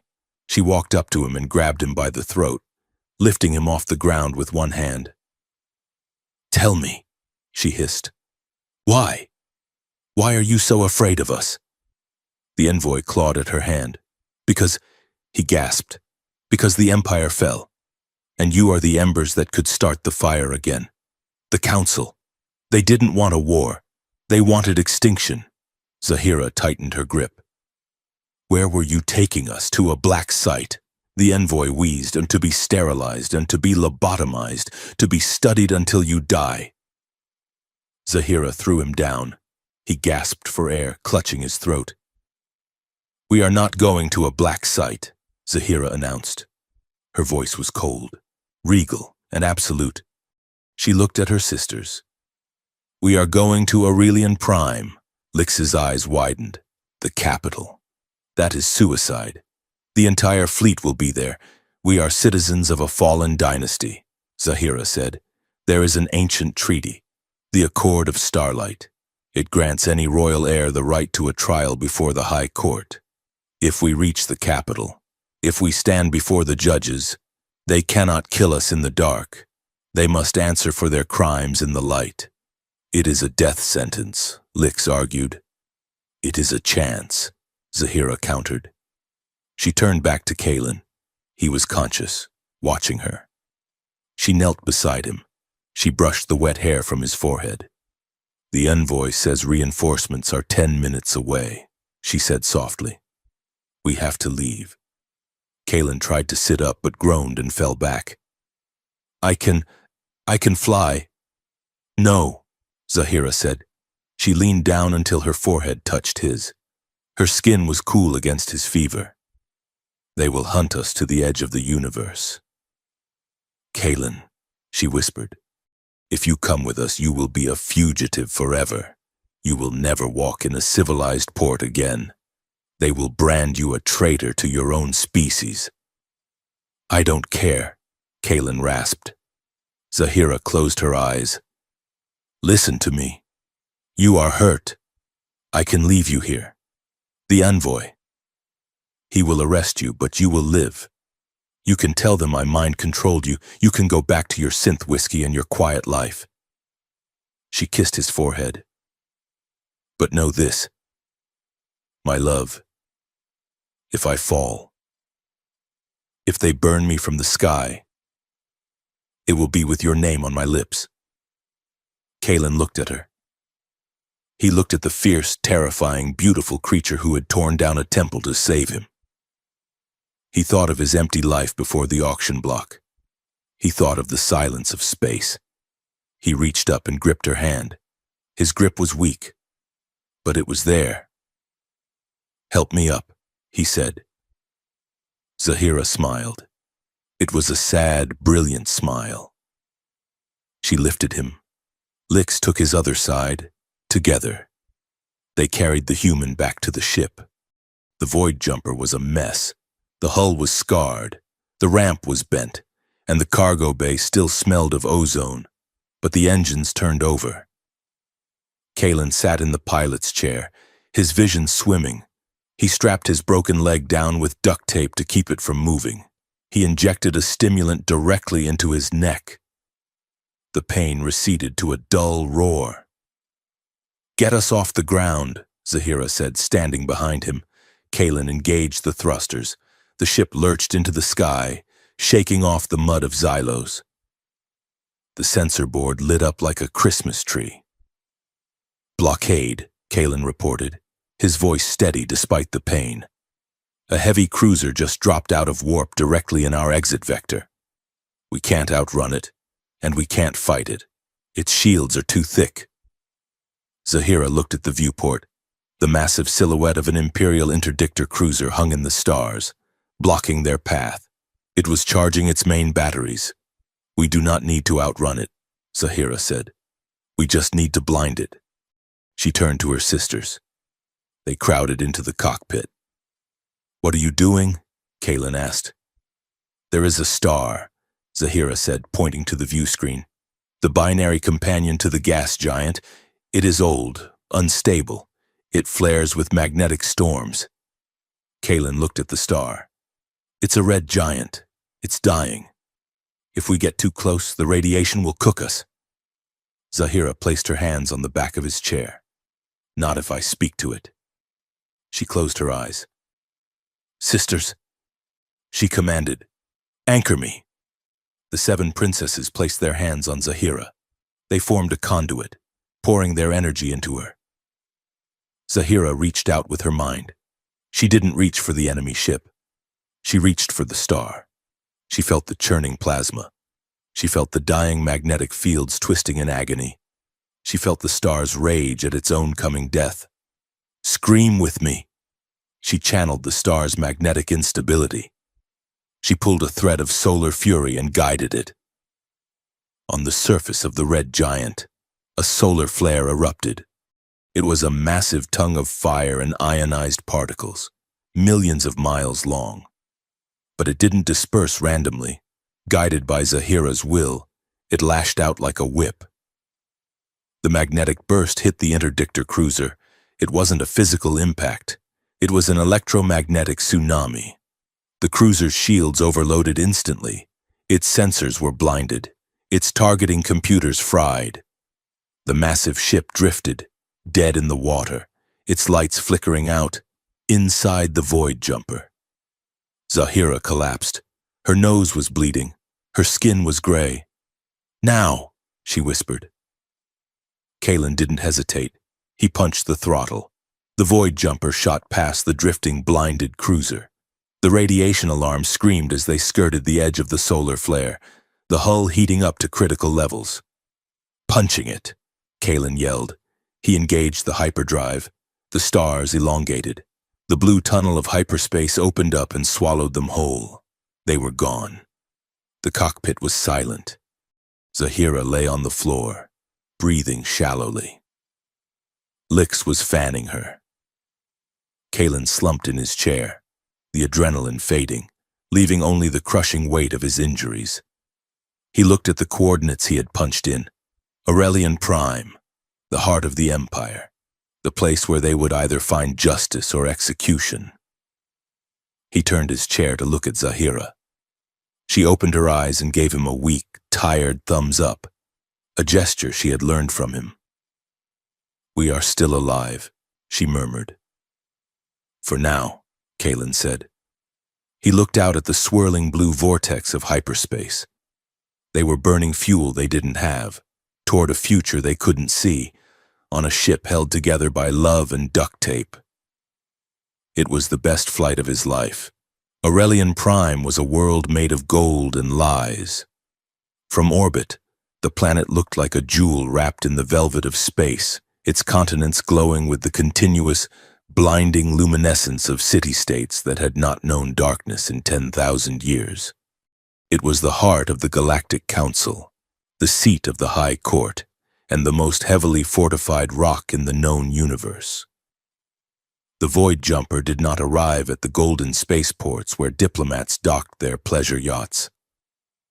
It limped into the smog-choked atmosphere of the southern hemisphere, descending toward Sector 7, the industrial underbelly that processed the waste and sewage of the elite. Kalen Voss piloted the ship with hands that shook from a cocktail of painkillers and adrenaline. His ribs were taped tight, his cybernetic leg was fused into a locked position, and his face was pale, but his eyes were sharp. They landed in a decommissioned ventilation shaft, the ship settling into the grime with a groan of exhausted metal. "We are here," Kalen said, his voice rough. Zahira stood behind him. She wore a cloak of heavy gray wool, scavenged from the ship's emergency supplies, covering her violet skin in the terrifying majesty of her royal markings. Her sisters were similarly clad, shadows moving in the dim light of the cockpit. They did not look like queens. They looked like refugees. "This is the place where laws are made," Zahira murmured, looking out at the endless vertical sprawl of rusted pipes and steam vents. "It smells of decay. It smells of politicians," Kalen corrected. "Same thing." He pulled a data pad from his pocket. It contained their lives. For the last 12 hours of hyperspace travel, while Zahira held the ship together with her mind, Kalen had been working his own kind of magic. He had dug into the deep archives of the imperial bureaucracy, forging a paper trail so complex it would take a forensic accountant a year to unravel. "According to these files," Kalen said, tapping the pad, "I am Magister Voss, a sanctioned xenobiologist specializing in the rehabilitation of dangerous sentient species. And you are not escaped slaves. You are the success stories of Project Domestication." Lix, standing by the airlock, let out a low hiss. "I do not like this game. To pretend to be tamed is to insult the blood. It is not a game," Zahira said sharply. "It is a camouflage. We walk into the Citadel not as conquerors, but as curiosities. If they see us as a threat, they will open fire. If they see us as property, they will let us speak." Kalen stood up, wincing as his broken ribs shifted. He adjusted the collar of his stolen uniform, a crisp, high-necked tunic he had fabricated from the ship's synth loom. He looked the part of an imperial official, severe and cold. "Remember," Kalen said, looking at the 8 women, "no telepathy, no aggression. You look at the floor unless I tell you to look up. You are supposed to be broken." Zahira moved to him. She reached out and adjusted his collar, her fingers lingering near his throat. "We will play the part," she whispered. "But do not forget who is holding the leash. Kalen, you are leading tigers into a nursery." They moved through the lower levels of the city like ghosts. The infrastructure of Aurelian Prime was a vertical labyrinth. They bypassed the security checkpoints using the stolen clearance codes Kalen had embedded in his comms unit. They rode freight elevators that smelled of ozone and lubricant, ascending from the industrial dark toward the blinding light of the surface. As they rose, the rust gave way to polished marble. The steam vents were replaced by climate-controlled breezes scented with jasmine. The people they passed changed from grimy workers to silk-clad bureaucrats who looked through them as if they did not exist. They reached the perimeter of the High Court citadel just as the triple suns reached their zenith. The citadel was a fortress of white stone and transparent steel, floating on gravity disks 1,000 feet above the city. At the main gate, a phalanx of Praetorian guards blocked their path. They were 7 feet tall, encased in gold ceremonial armor, wielding energy pikes that hummed with lethal intent. "Halt!" the guard captain barked. No unauthorized species allowed within the citadel perimeter during the solar session. Kalen stepped forward. He did not cower. He projected the arrogance of a man who had the Emperor's personal comm frequency on speed dial. "My name is Magister Voss," Kalen said, projecting the holographic clearance forms from his wrist. "I am here to present evidence to the High Council regarding the Athonian Rehabilitation Initiative. The Minister of Science summoned me." The captain scanned the documents. His helmet tilted as he looked at the 8 cloaked figures standing silently behind Kalen. "Ethonians?" The captain scoffed. "These are the feral specimens from the Dreador 9 incident. The order was given to terminate on sight. That order was rescinded 6 hours ago." Kalen lied smoothly. "If you kill them, you are destroying 3 billion credits worth of government research. Do you want to explain that to the Exchequer?" The captain hesitated. Bureaucracy was the one force in the galaxy stronger than a plasma cannon. He lowered his pike slightly, but his suspicion remained. "If they are rehabilitated, prove it," the captain challenged. "How?" Kalen asked. The captain pointed to Zahira. "Have the Alpha remove her cloak." Kalen nodded once. "Zahira." Zahira stepped forward. She let the gray wool fall from her shoulders. The guards took a collective step back, even in the bright light of the capital. She was terrifying. Her violet skin was marked with the white scars of her battles. Her golden eyes were wide and unblinking. She wore only a simple tunic, leaving her arms and legs bare, revealing the muscular power of a predator. "She is unchained," the captain noted, his hand tightening on his weapon. "She does not need chains," Kalen said. "She is bonded to me." The captain sneered. "I have heard the stories of these witches. They mind-flay men who get too close. If you want entry to the High Court, Magister, you must demonstrate that the beast is truly under control. We need a verification of the neural link. It was a trap. There was no neural link." The guards expected to see a slave obeying commands. Sit, stay, kneel. But Kalen knew that if he treated Zahira like a dog, she would tear the captain's throat out. Cover or no cover, he had to improvise.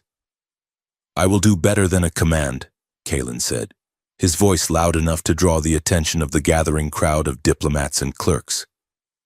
"I will demonstrate psychic unity." He turned to Zahira. The gathered crowd murmured.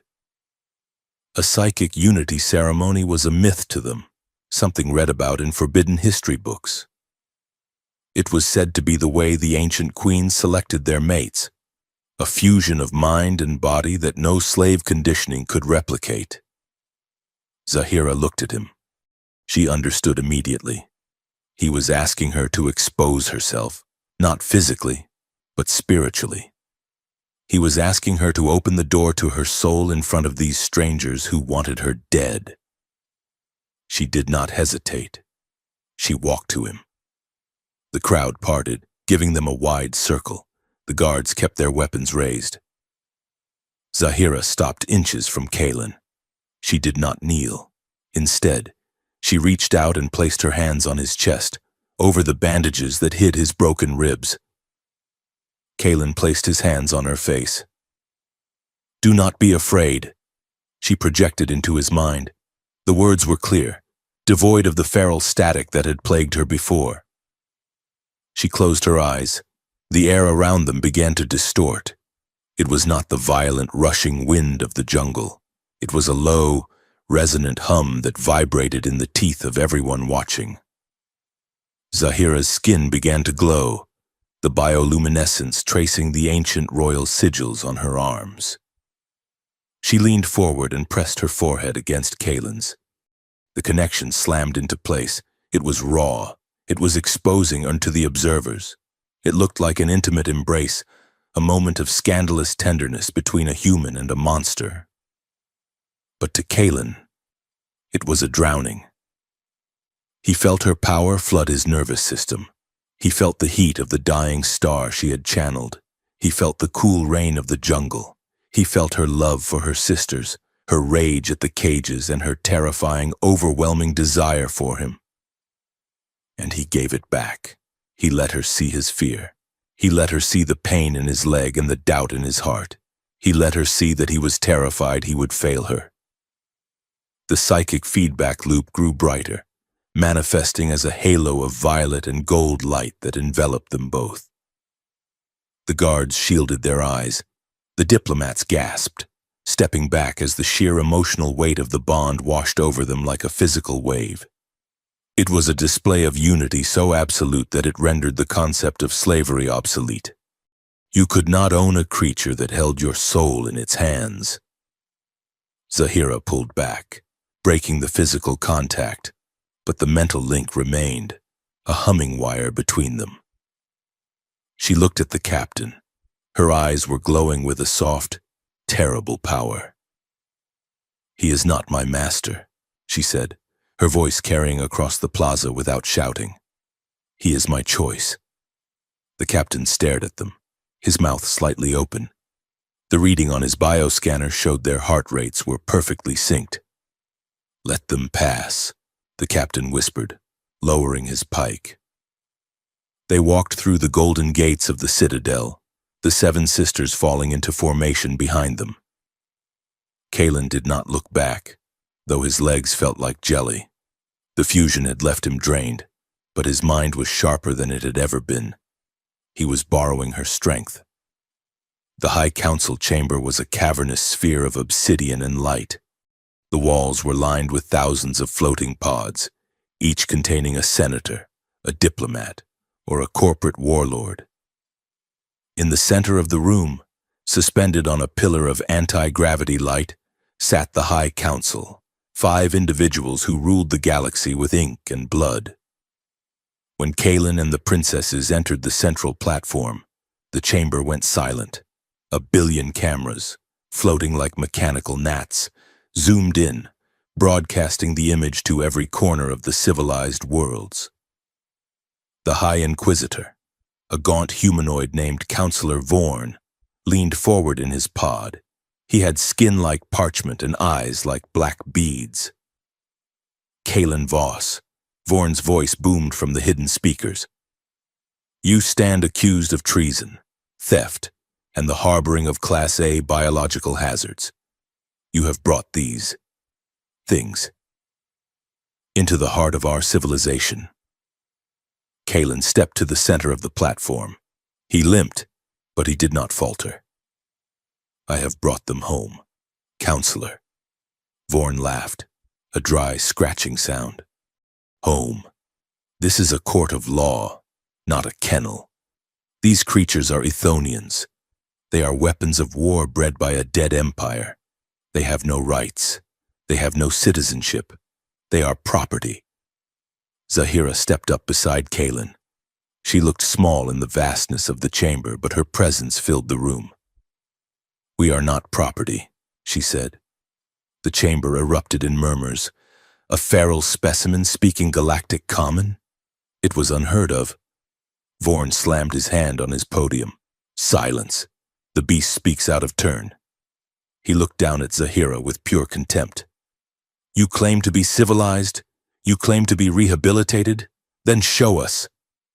Vorn pointed a skeletal finger at the floor. "Kneel," Vorn commanded. "If you are truly a part of this society, You will show respect to your betters.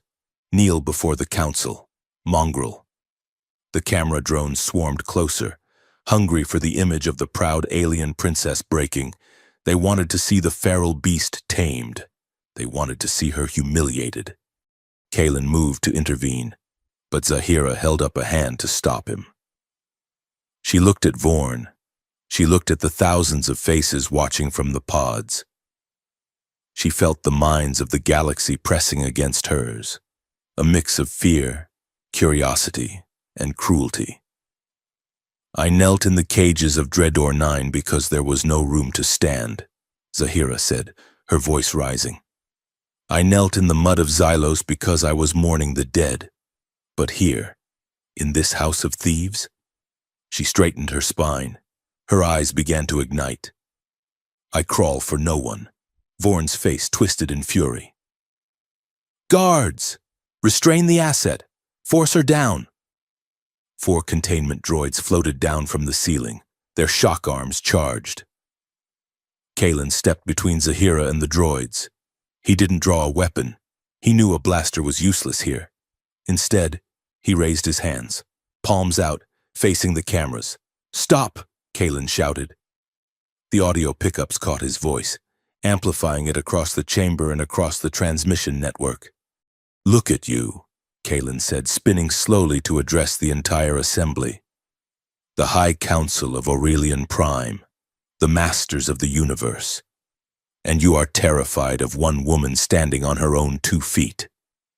He pointed at the counselors. You call them feral. You call them monsters. You wrote the history books that said they were mindless beasts who needed to be caged for their own good. But that was a lie, wasn't it?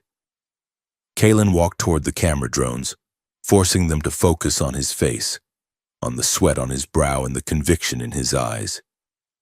You didn't exile the Athonians because they were wild. You exiled them because they were better than you. You rely on fear to rule. You rely on armies and debt and shock collars. They rely on something you have forgotten. He reached back and took Zahira's hand. She laced her fingers through his, her claws retracting, her touch gentle. They rely on connection, Kalen said. You feared their minds because they cannot be lied to.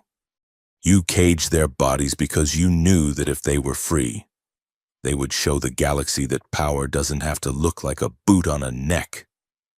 Vorn stood up in his pod, screaming, "Cut the feed! Kill the transmission!" But it was too late.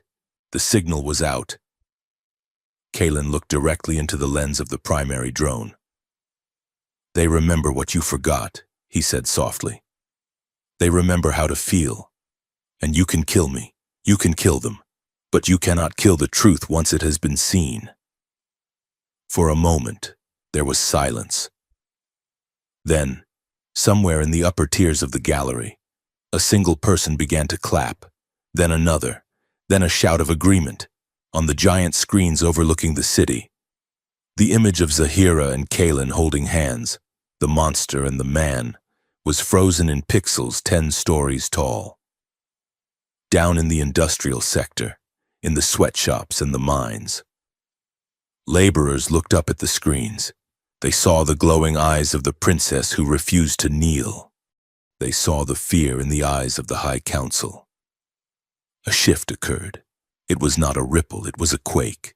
In the slave pits of the mining colonies on the outer rim, where millions toiled in darkness. The broadcast was playing on contraband receivers. They watched Zahira bare her teeth at the masters. They heard Kalen's words. Untamable, a worker whispered, dropping his pickaxe. The word caught fire. Back in the chamber, the guards hesitated. The containment droids hovered, unsure of their programming in the face of such blatant defiance. Vorn was purple with rage. I said destroy them. Zahira stepped forward again. She did not attack. She simply opened her mind. She didn't target the council. She targeted the cameras and she targeted the transmission itself. She poured her memory into the broadcast. Across the galaxy, Screens flickered violet. For a heartbeat, 10 trillion sentient beings felt what she felt. They felt the cold steel of the cage. They felt the sting of the neural prod. They felt the grief of losing a sister. And they felt the burning, blinding hope of the man who had spent his last credit to save her. It was a mass empathic event, a moment of galactic unity forced by the will of a queen. When the vision cleared, the galaxy was not the same. In the council chamber, the silence was absolute. Vorn slumped in his pod, pale and trembling. He had felt it too. He had felt the monster's sorrow, and it had terrified him more than her rage ever could. Zahira looked at the High Council. "We demand the accord of starlight," she said. "We demand our trial, and we demand that the galaxy be the jury." Vorn looked at the other counselors. They were shaken, checking their data pads. Reports were already flooding in. Riots in the lower sectors. Strikes in the orbital shipyards. The Imperial Guard on 3 different worlds were refusing to deploy against protesters. The narrative had broken. The feral beasts were now symbols of resistance. To execute them now would be to create martyrs that would burn the Empire to the ground.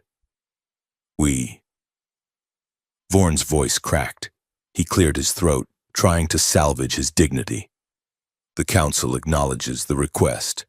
The defendants are remanded to custody until—" "No custody," Kalen interrupted. "We walk out of here. Or we finish this right now." He placed his hand on his pistol, a bluff, pure and simple. But behind him, the 7 sisters' eyes began to glow in unison. The counselors looked at the monitors showing the angry crowds gathering at the Citadel gates. They looked at the 8 women who could turn their own guards against them.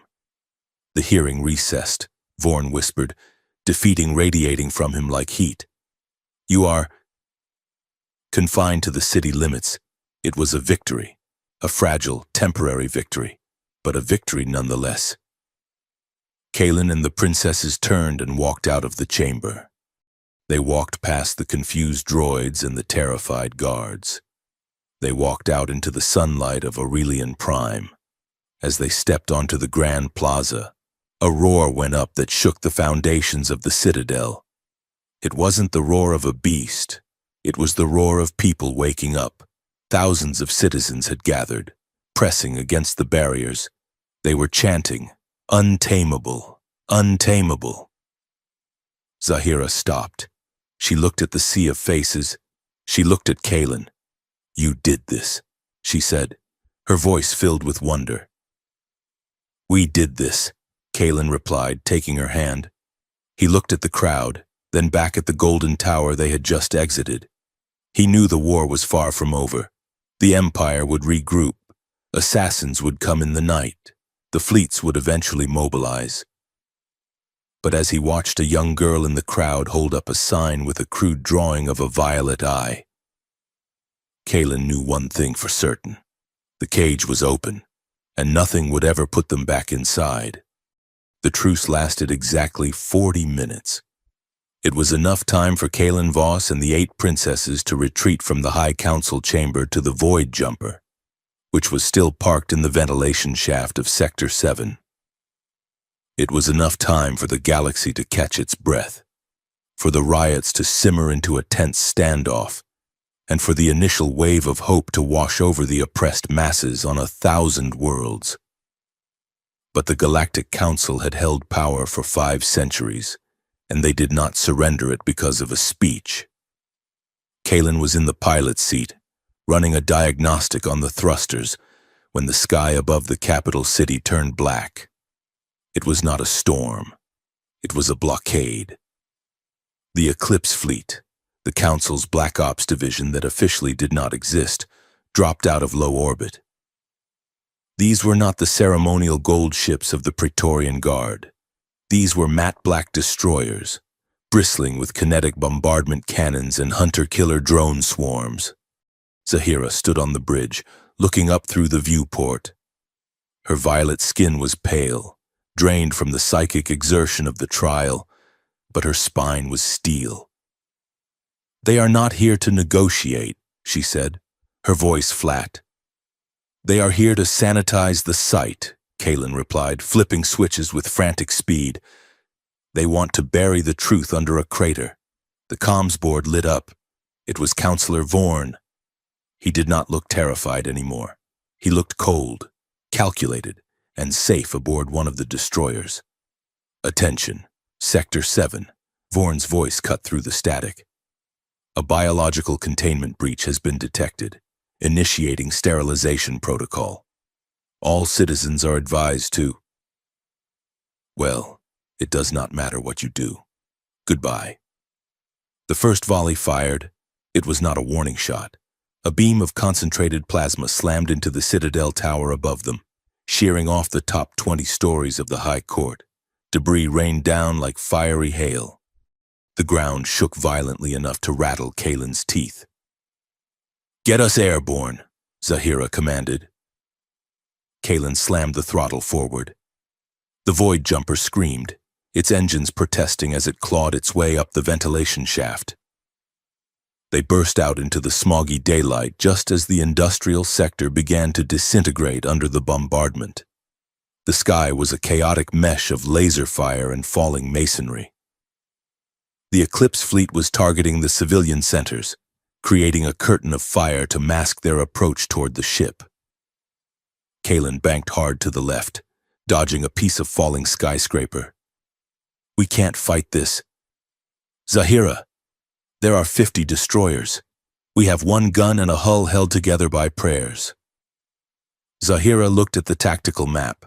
The fleet was positioned in a spherical formation, locking down the entire hemisphere. There was no escape vector. "We do not fight them with guns," Zahira said. She turned to her sisters, Lix, the twins, and the others gathered on the cramped bridge. They looked terrified, but when they looked at Zahira, the terror hardened into resolve. "They are soldiers," Zahira said, her eyes beginning to glow with that familiar, terrifying luminescence. "They are men following orders, men with minds, men with fears." She looked at Kalen. "Get us to the center of the formation." "That is suicide," Kalen argued, dodging a swarm of missiles. "Trust me," she said. Kalen looked at her. He saw the woman who had ripped a drone apart with her hands. He saw the queen who had brought a government to its knees with a look. "Holding on," Kalen muttered. He pulled the yoke back.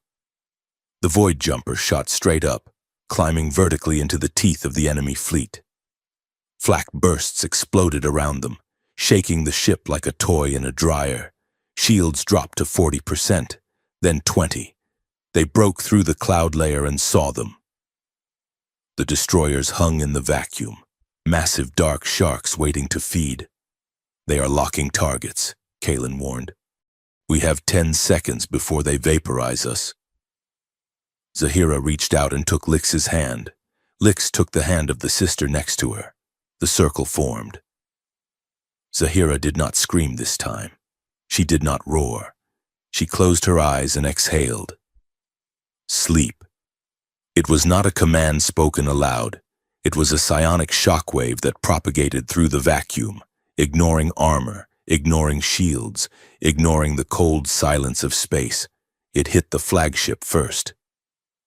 On the bridge of the lead destroyer, Counselor Vorn grabbed his head, a sudden overwhelming wave of heaviness crushing his thoughts. The captain next to him slumped over the console. The gunners in the turrets dropped their hands from the triggers, their eyes rolling back. The psychic blast expanded outward, hitting ship after ship. It was the ancestral power of the Athonian queens, the ability to pacify entire armies, to force a biological ceasefire on a cellular level. One by one, the firing stopped. The massive engines of the destroyers idled. The ships began to drift, listless. Their crews plunged into a deep, comatose slumber. Kalen watched the sensors. The red hostile tags were turning yellow, then neutral.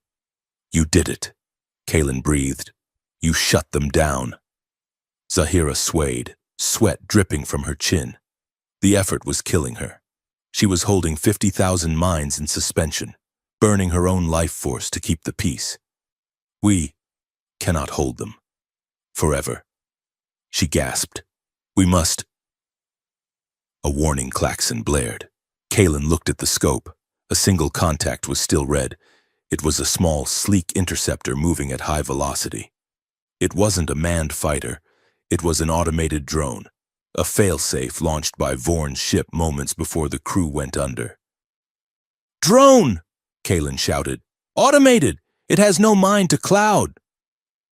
He tried to roll the ship, but the void jumper was sluggish, its power diverted to the shields.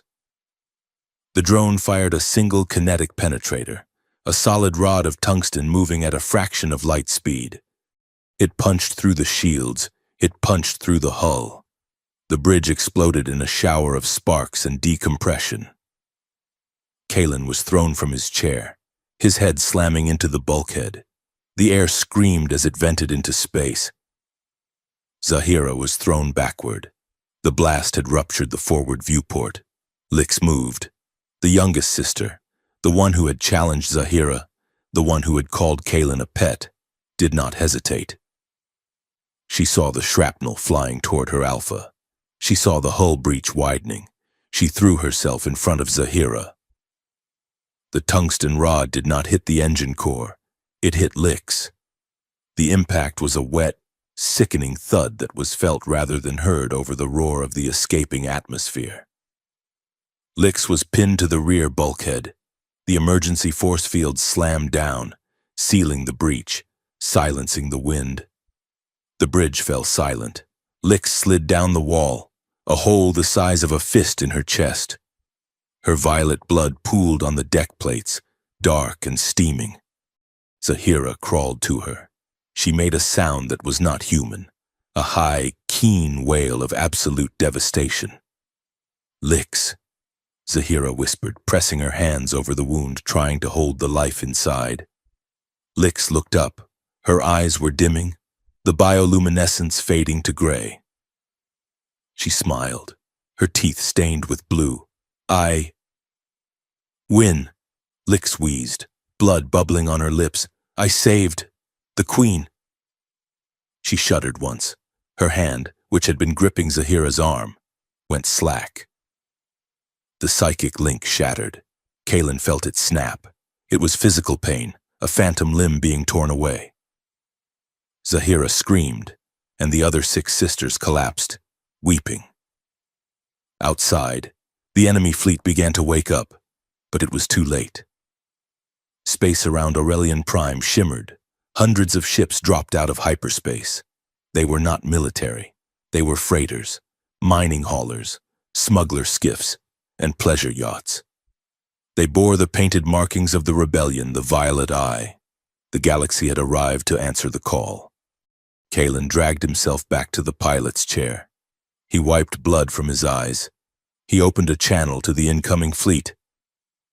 This is the Void Jumper, Kalen said, his voice cracking.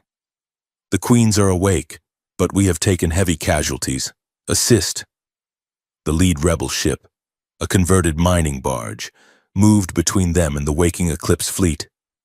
We see you, Void Jumper. We have you covered. Land at the Citadel. The people have taken the gates. Kalen looked back. Zahira was rocking Lix's body back and forth, her face buried in her sister's neck. Kalen didn't say a word. He turned the ship around and took them down. The landing platform of the Citadel was swarming with people. The Praetorian Guard had surrendered, throwing down their weapons as the mob surged forward. But when the ramp of the Void Jumper lowered, the cheering stopped. Kalen walked out first, limping heavily. He carried the rear of the stretcher. Zahira carried the front. Between them lay Lix, covered in a flag of the rebellion. They walked through the silent crowd. Thousands of people, humans, aliens, droids, parted to let them pass. There was no triumph in the air anymore.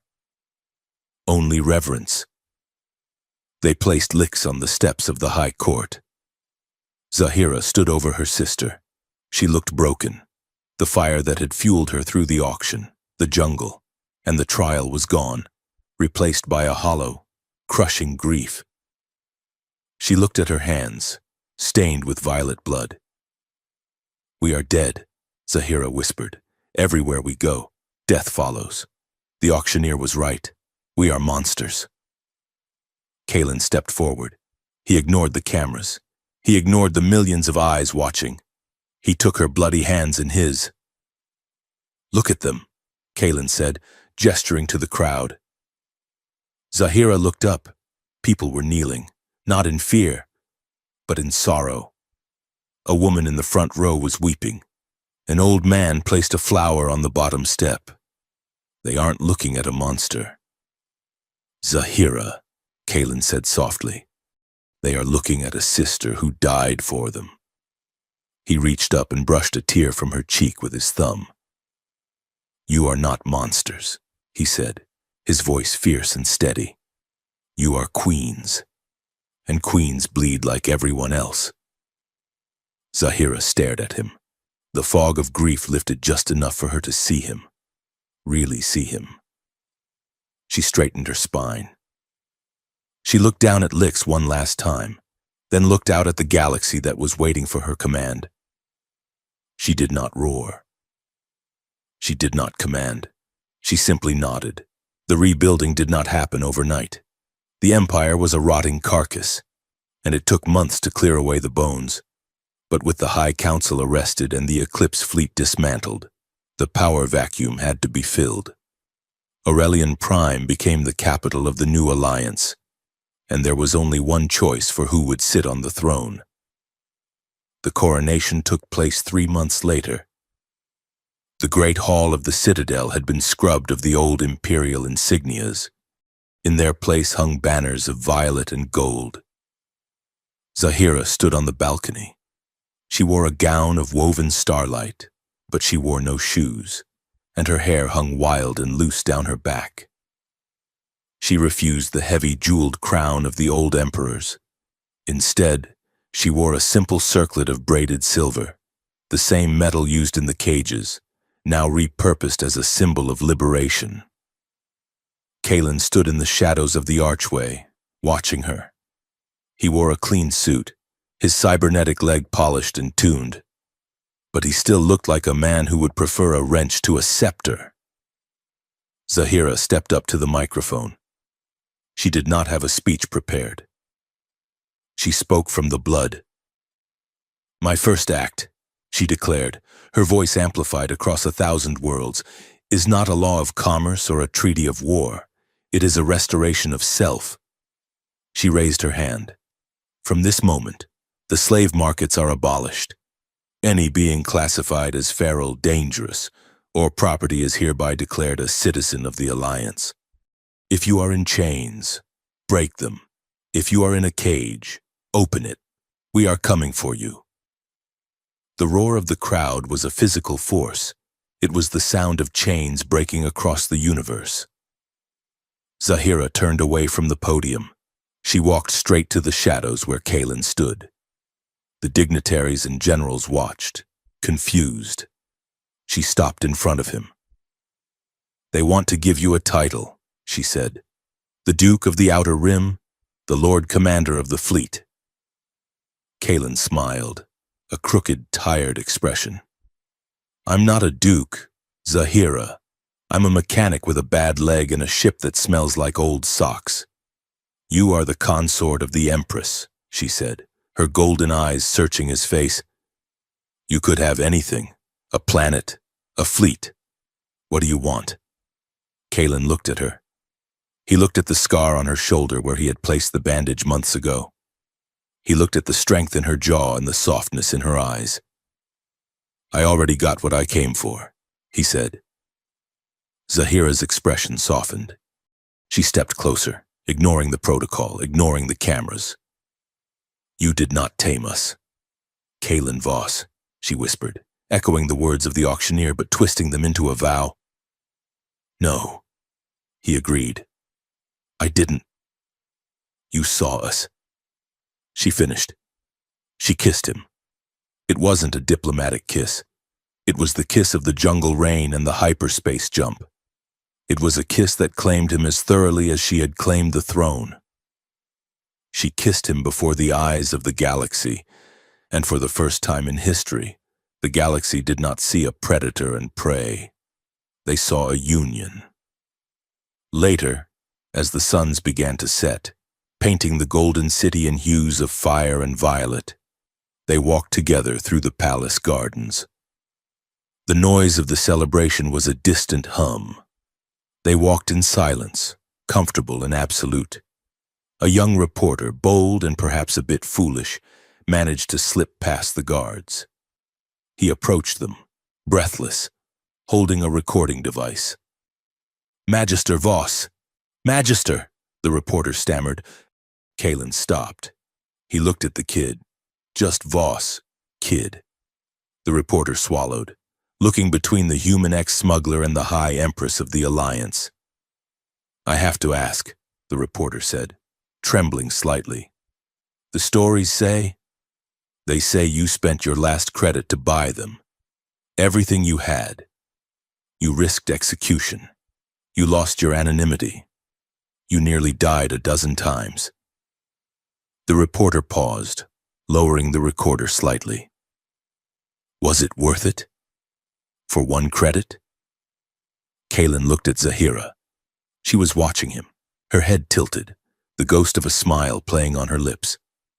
He thought about the cage on Dreador 9. He thought of the silence in his ship before she arrived. He thought of the way she looked at him now, as if he were the only star in the sky. He smiled, and the years seemed to fall away from his face. "It was the only credit I ever spent right,"